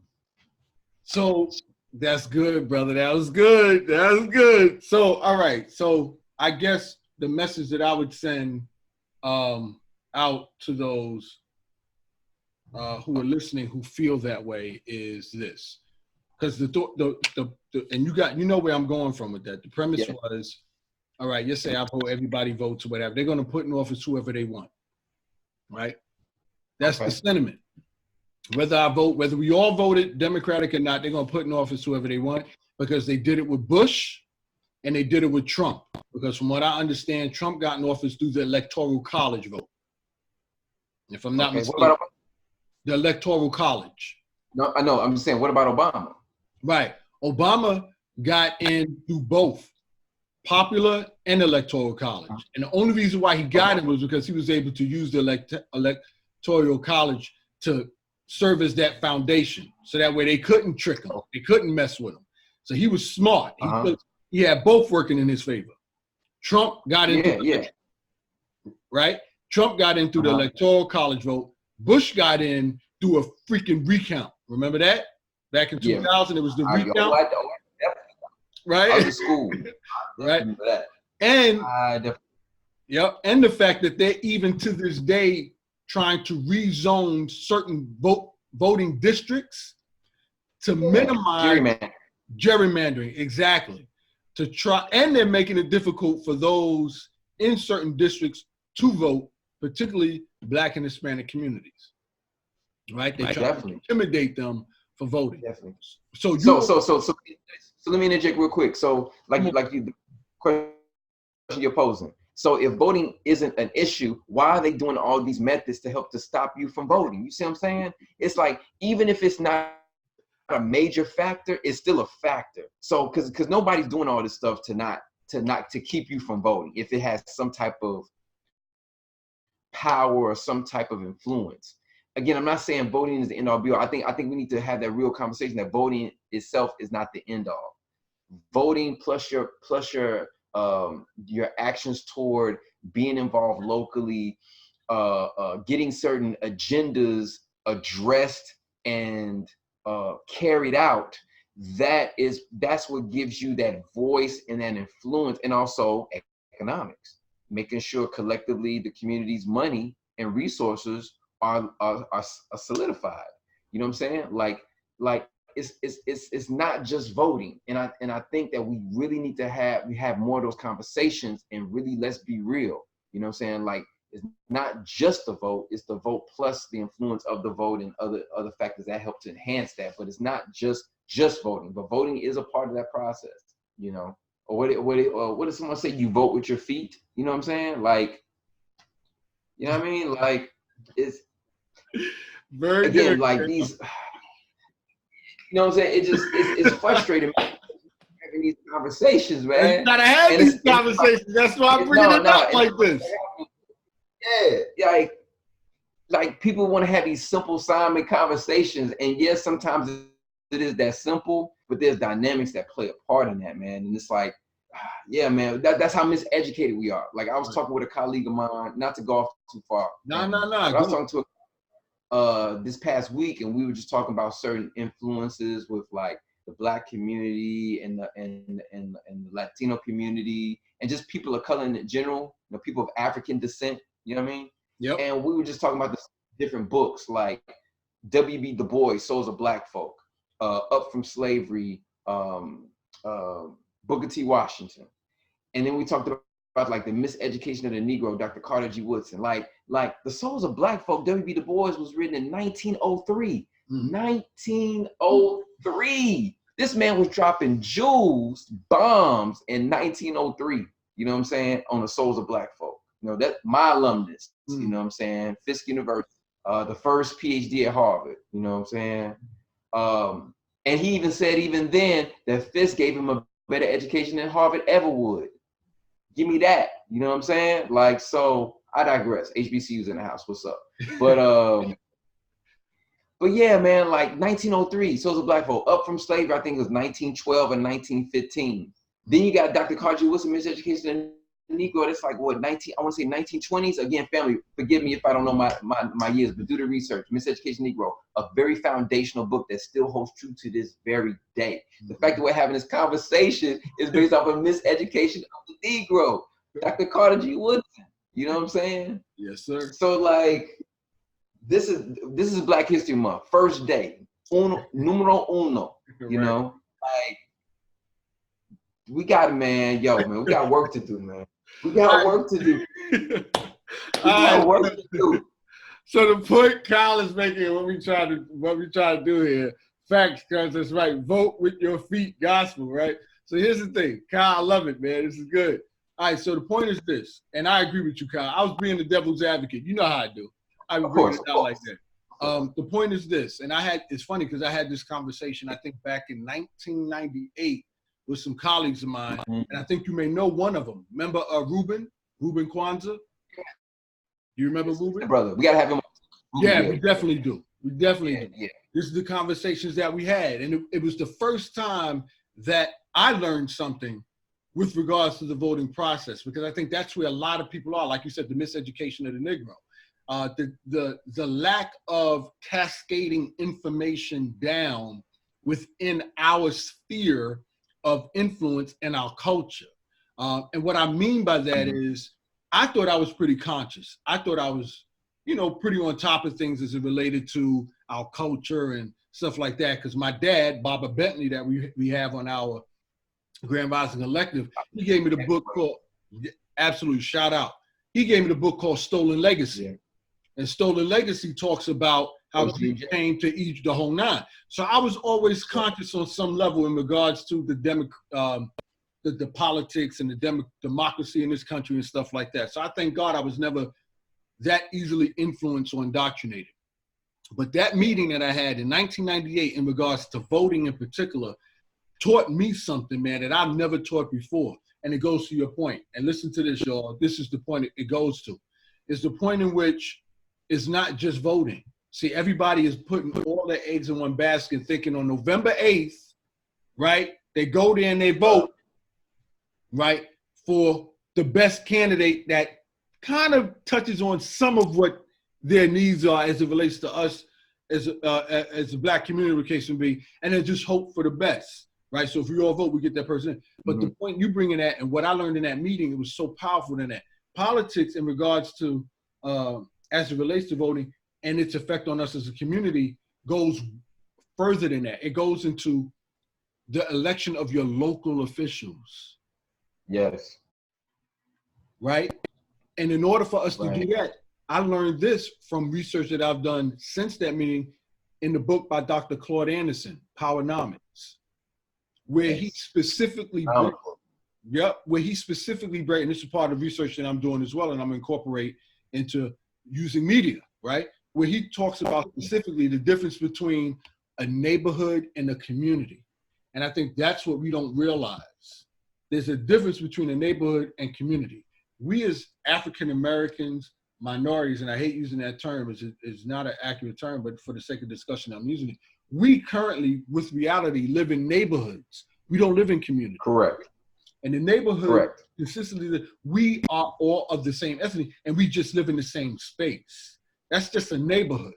That's not a community. What a community is in that space, and Carl is doing this now in regards to real estate, where you buy a block, or you own a block, or a series of blocks. And in that series of blocks, you own the businesses in that block, such as the grocery store, the corner store, the drug store, the barber shop. If you have a dentist there, you know, all the businesses in that community are owned by people who represent that community. There's another thing I want to bring on and not be too long-winded, but there's a study that said the money that we make stays in our community, I think one day, if that, before it's out, because we give it to the businesses, we give our money to the businesses in that community whose the businesses don't represent us, and they take our money and invest it in things outside of our community that don't relate to us, that don't benefit us. That's why it's important to have a community where the businesses in that community are owned by us, and it stays and circulates within our community before it even goes out. I think they said it stays and circulates like, I don't know, 20 times, 30 times, or what have you, before if it even leaves. Yeah, exactly. Yeah, like us, it circulates like once, if twice, and then other communities, it circulates like 10, 15, 20 times. Exactly. So part of that whole thing, also, as I wrap it up, is in that community, also the representatives of our community publicly are local councilmen, local assembly people, you know, those local politicians in our community that we put there. Because we have the economic resources to do that, because we own the businesses in that community. We own, in that series of blocks, the business that takes place in that community that generates capital, that generates economics. So then we have a say in who the local representative is, councilman, assemblyman of that community. And then from there, from that influence that we have on that politician, then we have the power to vote on who we want to represent us in Washington, right? And then we can cultivate and what's the word I'm looking for? We can pune that politician that came from our community as an assemblyman, as a councilman. We voted for them to get into office as a mayor, right, of that township that we live in, or whatever, you know, city council, whatever the case may be. Then that same politician, we support, back him up, because now we have a growing number of supporters and backers and people who provide for him economically because his work ethic has proven what he's able to accomplish. Then we can get him to the point where Barack Obama was, which was a senator. This is a person that we homegrown, so to speak. We homegrown in our community. We know what his track record is. It's very difficult for him to make a promise come election time and then renege on that promise when he gets in office, because we're the ones that built him up to that point, right? We're his sole backing. We get him to the point where he's a senator, and then ultimately to a president, which the whole consensus now where we at now. Now when November 8th comes and we're ready to vote, we have somebody we know who has a proven track record for years upon years upon years, that when we get in office, he's going to represent us. And that's what we don't realize, and that's what Kyle is bringing up. That's where it starts. It doesn't start on November 8th where we vote. It starts way back then, which could be 4 years, 8 years, 16 years. We start there and putting them up to get to that point where we have a person in office who represents us. I'm sorry, Kyle, what do you want to say? No, preach, brother, preach. I mean, I was like, I'm about to go, you know, I was like, he's on the pulpit. But it's real talk, man. That's what we don't realize. It's a process. You are speaking facts, man. And this is why when you and I were talking earlier about planning, it takes a plan. You got to have a plan. What's the plan? You know, that's what people, you know, our elders used to say, what's the plan? You know, okay, you go graduate. Okay, what's the plan? Okay, you got a job. What's the plan? Like everybody always asking, what's the plan? Because they know if you don't have a plan, nobody's messing with you. If you ain't got no solid plan, or at least a plan that at least has some potential, nobody's trying to mess with you. Nobody ain't trying to mess around. There's stuff we got to do. There's stuff we got to accomplish. There's stuff that we got to build. You know what I mean? Like establish. So everything you just said on point, 100%. It's the exchange that we have here. Listen, on point. Now, yeah. But now it's up for you, like, you know, what you learned in 98, which was also relevant in 78, which was relevant in 68. You know what I'm saying? It's been relevant. So now it's about getting more so people, not just to know it, because a lot of folks know this, but they still doing the same old. And again, I'm putting myself in this too. And that's what I'm finding out now. More so in the past few years, that it's not just enough to know it, because we know a whole bunch of stuff. I know I'm not supposed to eat at 12 midnight, but I'm hungry. I'm gonna eat. You know what I'm saying? Or I know I'm not supposed to. Well, I don't do this, but people know they're not supposed to throw trash on the ground when there's a trash can like 10 feet away, but they do it because it's habit. So we got to get people in the habit of saying, okay, no, this actually does have some effect. But again, we got to get people in a certain mindset and mind state and environment where they feel like, oh, me doing this, even though I'm sacrificing, will be beneficial. A lot of people just lost hope. Some people just come up in an environment where, again, they don't really believe. Like, they don't believe voting will work. They don't believe the effort will be worth it. They're like, man, I'm putting this effort, voting, all this other stuff, and people gonna just flake out. And that's gonna happen. People are gonna flake out. But again, if it means that much to you, you're gonna have to find a way to keep it going. And people will join on later, you know. But yeah, everything you said, brother, was on point. Yeah, once they see traction being made, then they're gonna jump on the bandwagon or what have you. Hey, you know, whatever gets the job done. Right. This one thing I talked to one of my mentors. People don't like to jump on a train that's not moving. You know what I'm saying? When you ask them for assistance and everything, they're like, "Oh, is the train moving?" Like, "Oh, no, it's still stuck at the station. I'm cool. I'm good." When that train is moving, though, they're like, "Oh, the train is working. It's moving. Oh, okay. Well, since you're going somewhere, let me hop on." I mean, that's human behavior. You know what I'm saying? Like, that's, unless they really for you, unless they really like down for you, as they say, you know, like your man, 100 grand, you know, the woman, lady, or colleague, you know, that's just really just like feel what you're saying and committed to the cause. Most folks get on afterwards, man. Gotcha. If you look at most movements don't, and that's another thing, most movements don't start off massive. Most movements start off very small. And then the masses come. Very well. That's right.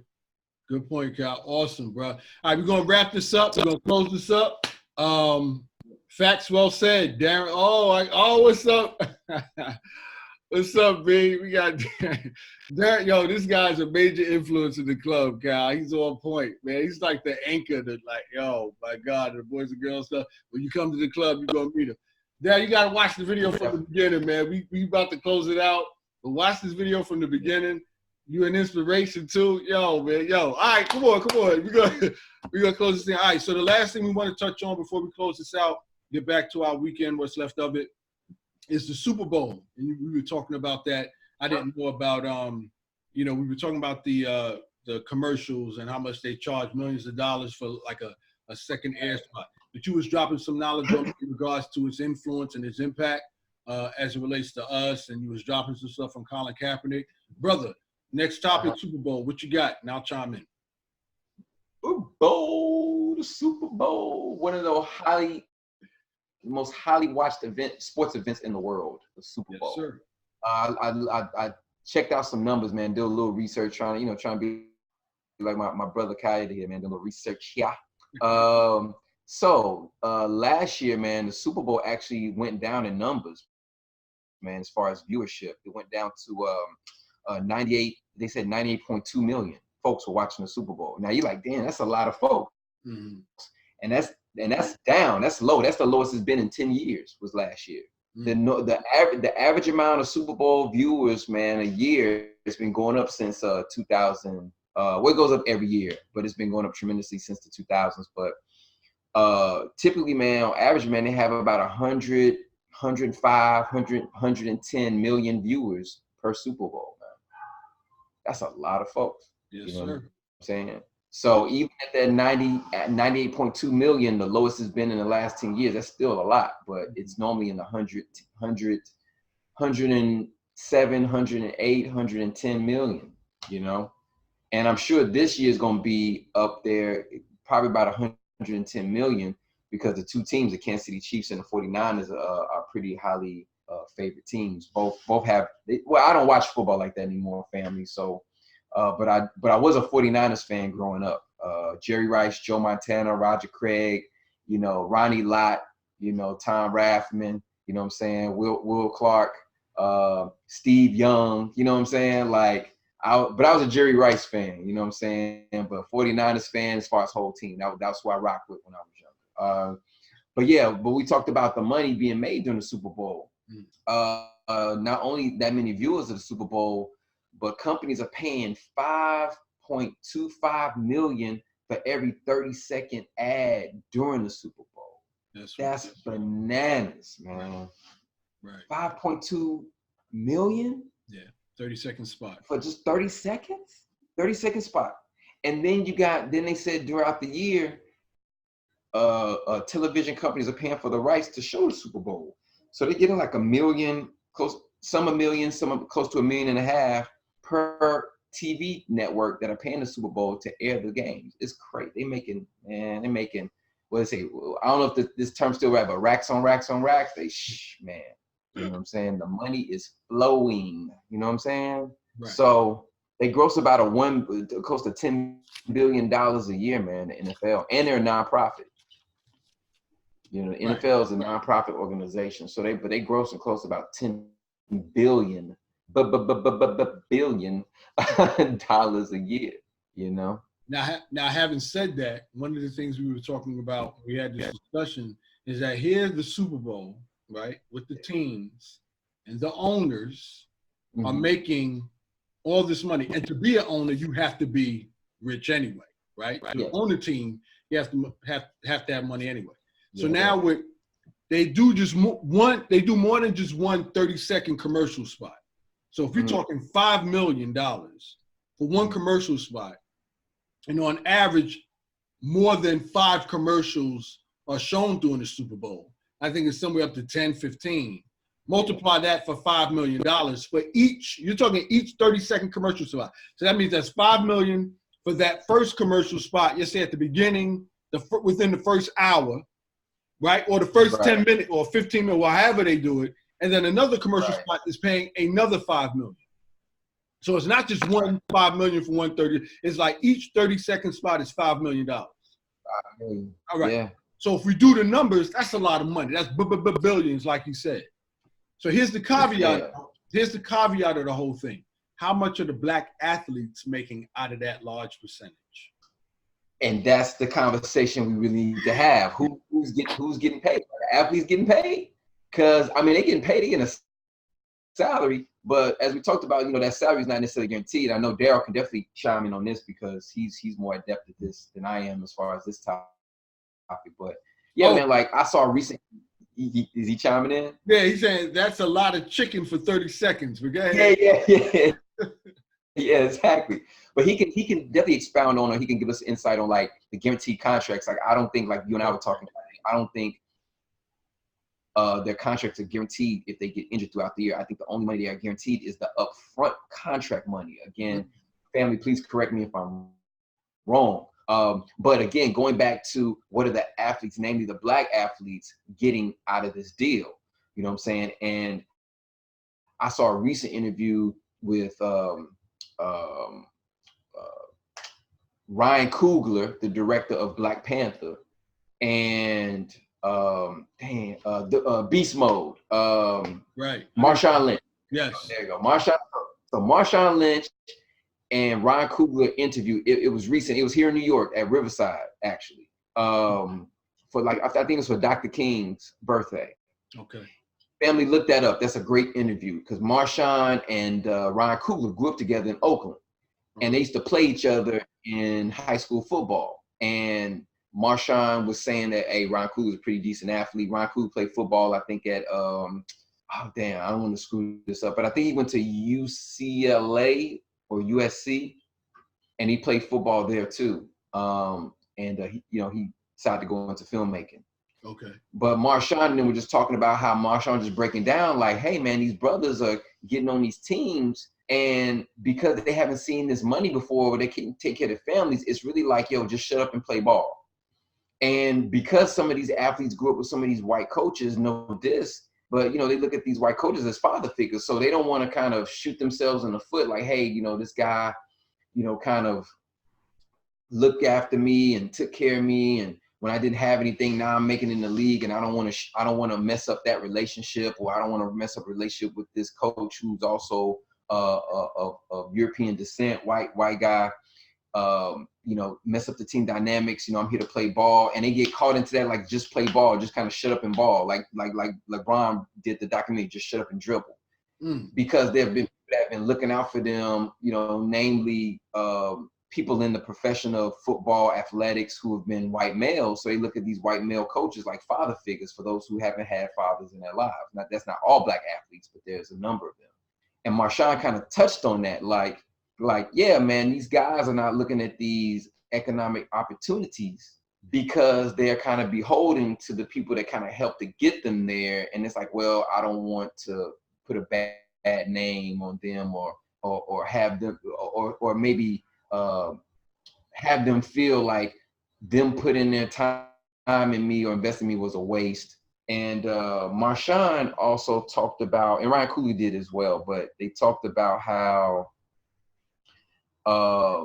like Marshawn used the platform when the Seahawks lost in the playoffs to tell these young dudes to, save your money. Like, don't go out here and think like you got all this money now and you can just trick it off and just spend it on whatever. Like, save your money, young man. Like, because you're going to need it later. Like, average ball career is what, 3 or 4 years, if that? If that.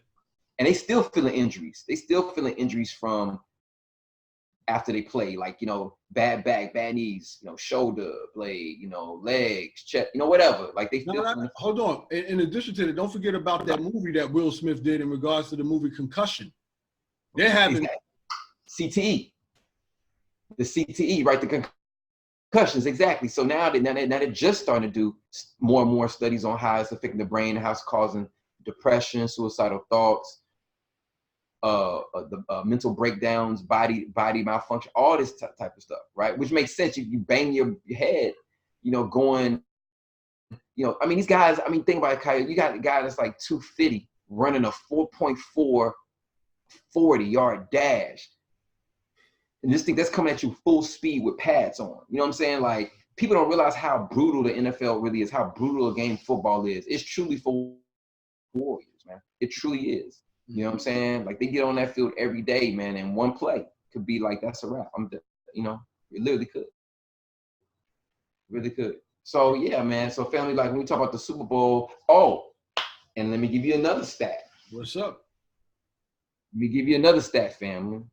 Baba Dick Gregory, God rest his spirit. He talked about back, this years and years ago. The Super Bowl is one of the major events where you have the highest percentage of domestic violence during the Super Bowl. When we talk about the home and family, check that out. Yeah, look it up, family. Dick Gregory said that the Super Bowl is one of the events that has the highest percentage of domestic violence, you know, during the Super Bowl, because you got men, you know, wanting to watch the game, and then women like, no, doing one thing or whatever. Yeah, so domestic violence is at a high during the Super Bowl. Yeah, interesting statistic. Whoa. Okay. Yeah. That's another topic right there. But good. All right, Yeah, so man. with the Super Bowl making billions of dollars, owners making money in conjunction with that billions of dollars that's generated from the revenue. You have athletes who are getting paid peanuts, but yet have more to lose. Right. Concussions, injuries, contracts can end within 5 years, before the whole 5-year contract if they get injured. Mm-hmm. Not only that, I think Marshawn Lynch went through a situation, and another athlete, I forgot his name, he played for the Miami Dolphins at one point, where they quit the NFL. They quit. Yeah, he Reggie, he was on the ESPN 30 for 30 too, and I see his face in my head. He played for New Orleans at first. Ricky something. Ricky You got it. Ricky something. Yeah. You got it. Somebody chime in, family chime in. They quit. And then the NFL sued him unless he played again. They was taking his money that he had. They because he quit legitimately. I mean, he didn't want to play with it. They sued him and tried to take the money that he did have. Mm-hmm. Yet they're making billions and billions and billions upon billions of dollars in the owners as well. And let's not even mention Colin Kaepernick taking a knee, protesting. Oh man, that's a whole nother. But I'm saying all that to say, here's the athlete who's at the lowest part, right, has the most to lose. The end of the Super Bowl and the owners are making all this money, and that's how it affects us as a minority, or things of that nature. So that's food for us to think about, right? Going back to what we talked about earlier in this video in regards to ownership and taking some kind of self-assessment on who we are as a culture, and stop being taken advantage of, stop being used and abused. I think is a key word there. Stop being abused. So that's and I would add this. Please. I'm sorry. I would add this in, in reference of, like, you're talking about, like, information on this type of stuff. There's a great book, man, called "The $40 Million Slave." I knew you were gonna say that. By William C. Rhoden, Rhoden. Wrote. This is a brother out of Chicago. He's a sports writer and sports writer. Wrote a book a few years ago. I think he's based down here in New York, but he's from Chicago, actually from the neighborhood that my folks grew up in, that I used to also work in as well when I was in Chicago teaching. But yeah, William C. Rhoden, Bill, he goes by Bill, but William C. Rhoden called a $40 Million Slave, and it talks about the dynamic of the athlete being the lowest on the totem pole as far as hierarchy in control of their ability and their skills, and being able to yield economic wealth from their skills. And he does a beautiful job, a wonderful job of telling it from the horse jockeys. He goes all the way from the horse jockeys of the 1800s, early 1900s, all the way into the current day athlete, man. It's a great read and fascinating timeline of, like, how athletes are being used, especially not just athletes, but black athletes, because athletes in general are getting used, but definitely namely black athletes being used and exploited for their abilities, but not able to use those same abilities to help them to sustain and live a thriving life. So yeah. Brother, awesome. That's going to conclude our discussion today. We're going to be consistent. We're going to close it out. We're going to do it official. I just want to let Facebook Live members know. Turn the light on my end. That concludes that. We're going to have more. Oh, and Dow brought up athletes only make a little over $100,000. Here's Daryl, brother, dropping some stuff. Dang, I wish I saw this earlier. Daryl says athletes only make a little over $100,000 for the Super Bowl. Networks and the NFL brass gets the lion's share.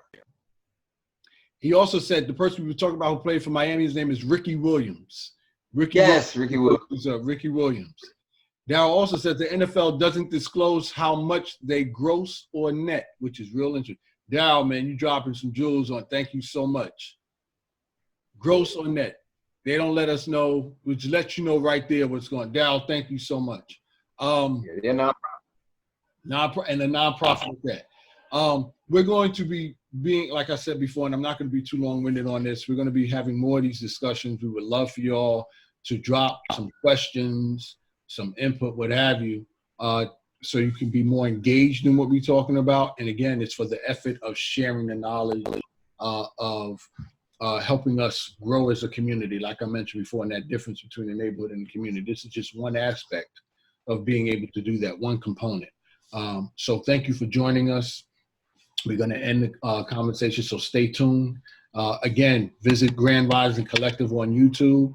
This video that you see here now is going to be, I'm posting that up there. You're going to see this full thing on Grand Rising Collective. You always see it on the news feed. Cal will have it on his news feed as well. And again, please, and Cal, post some comments on what topics you would like for us to discuss, do some research on to get our feedback on. We'll be more than happy to do that.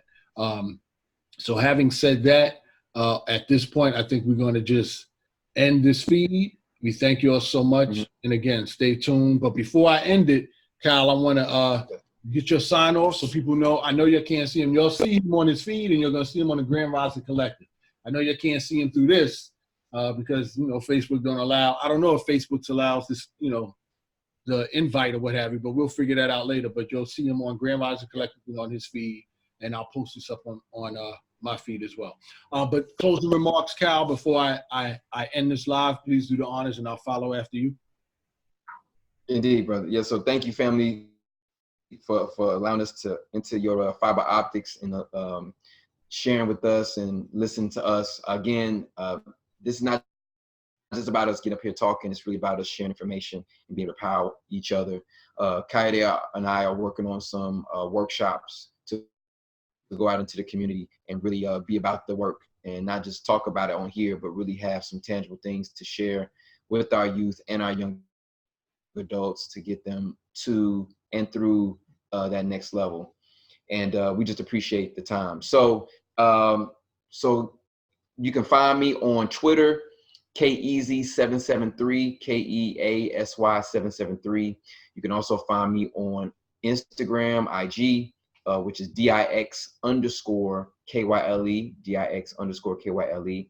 And of course, you can find me on Facebook, just under my name, Kyle Dixon, or Mr. Kyle Dixon on YouTube. So we got a lot of great things in store for you this year, family. Again, this is Black History Month. Again, Black History Month is every month, but regard yourselves as change agents and make that change for a better you. All right. Awesome, Kyle. Thank you so much. Like Kyle said, man, and thank you for reminding me of that. Yeah, we're going to do some workshops as well to bring in the community, tangible, like I said, the tangible things that we're going to bring in from our experience and expertise and things of that nature. My hashtags or calls, whatever you want to call it, my social media contact information, Kyle left off of Facebook as well, which you already know because you're on Facebook right now. So that you can reach me through Facebook, send me a message this way. I'm also on Twitter as Balogun Logic. That's BALOGUNLOGIC. I'm also on YouTube. YouTube, the same name, Higher Day Bentley. But I also have 3 particular channels that you might find very informative. One is called Perspective TV. It's where I have the same type of discussions we're having here, like I have with Kyle. But I have it also with my Pop. Pop and I are doing a series called Talk with Pops, showing the dynamic and type of discussions that should be had between fathers and sons or children and their parents, and topics that will kind of show how to have that discussion with your parents. We touch on various topics from economics to education to relationships, all that. You want to check that out. I also have another channel called Candid Advisor, where I specifically give my advice as it relates to entrepreneurship, business, relationships as well, things of that nature, but more in a candid way, more in the candid delivery. My channel, Kaya Bentley channel, I was remiss to share, speaks on scripture, Christianity, things of that nature. You'll see some videos on there. And finally, I have a channel called, well, I already mentioned, those are the 3 channels.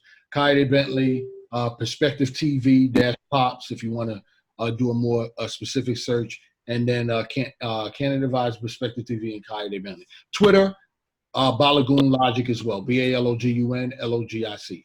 Thank you very much, guys. We're going to be more consistent with this. Thank you, Daryl, for the light. So stay tuned. We're going to try and do this. If not, we're going to try and do these lives on Facebook every month, if anything. But definitely, we have the Grand Rising Collective videos that we do, which will be done every other week. So look for postings around that time frame, if not every week. So just stay tuned, subscribe, notify, and we'll talk to you later. Peace. Peace, family. Peace. Yeah. Baby, yeah. You know, say ready for this. You know I have patience.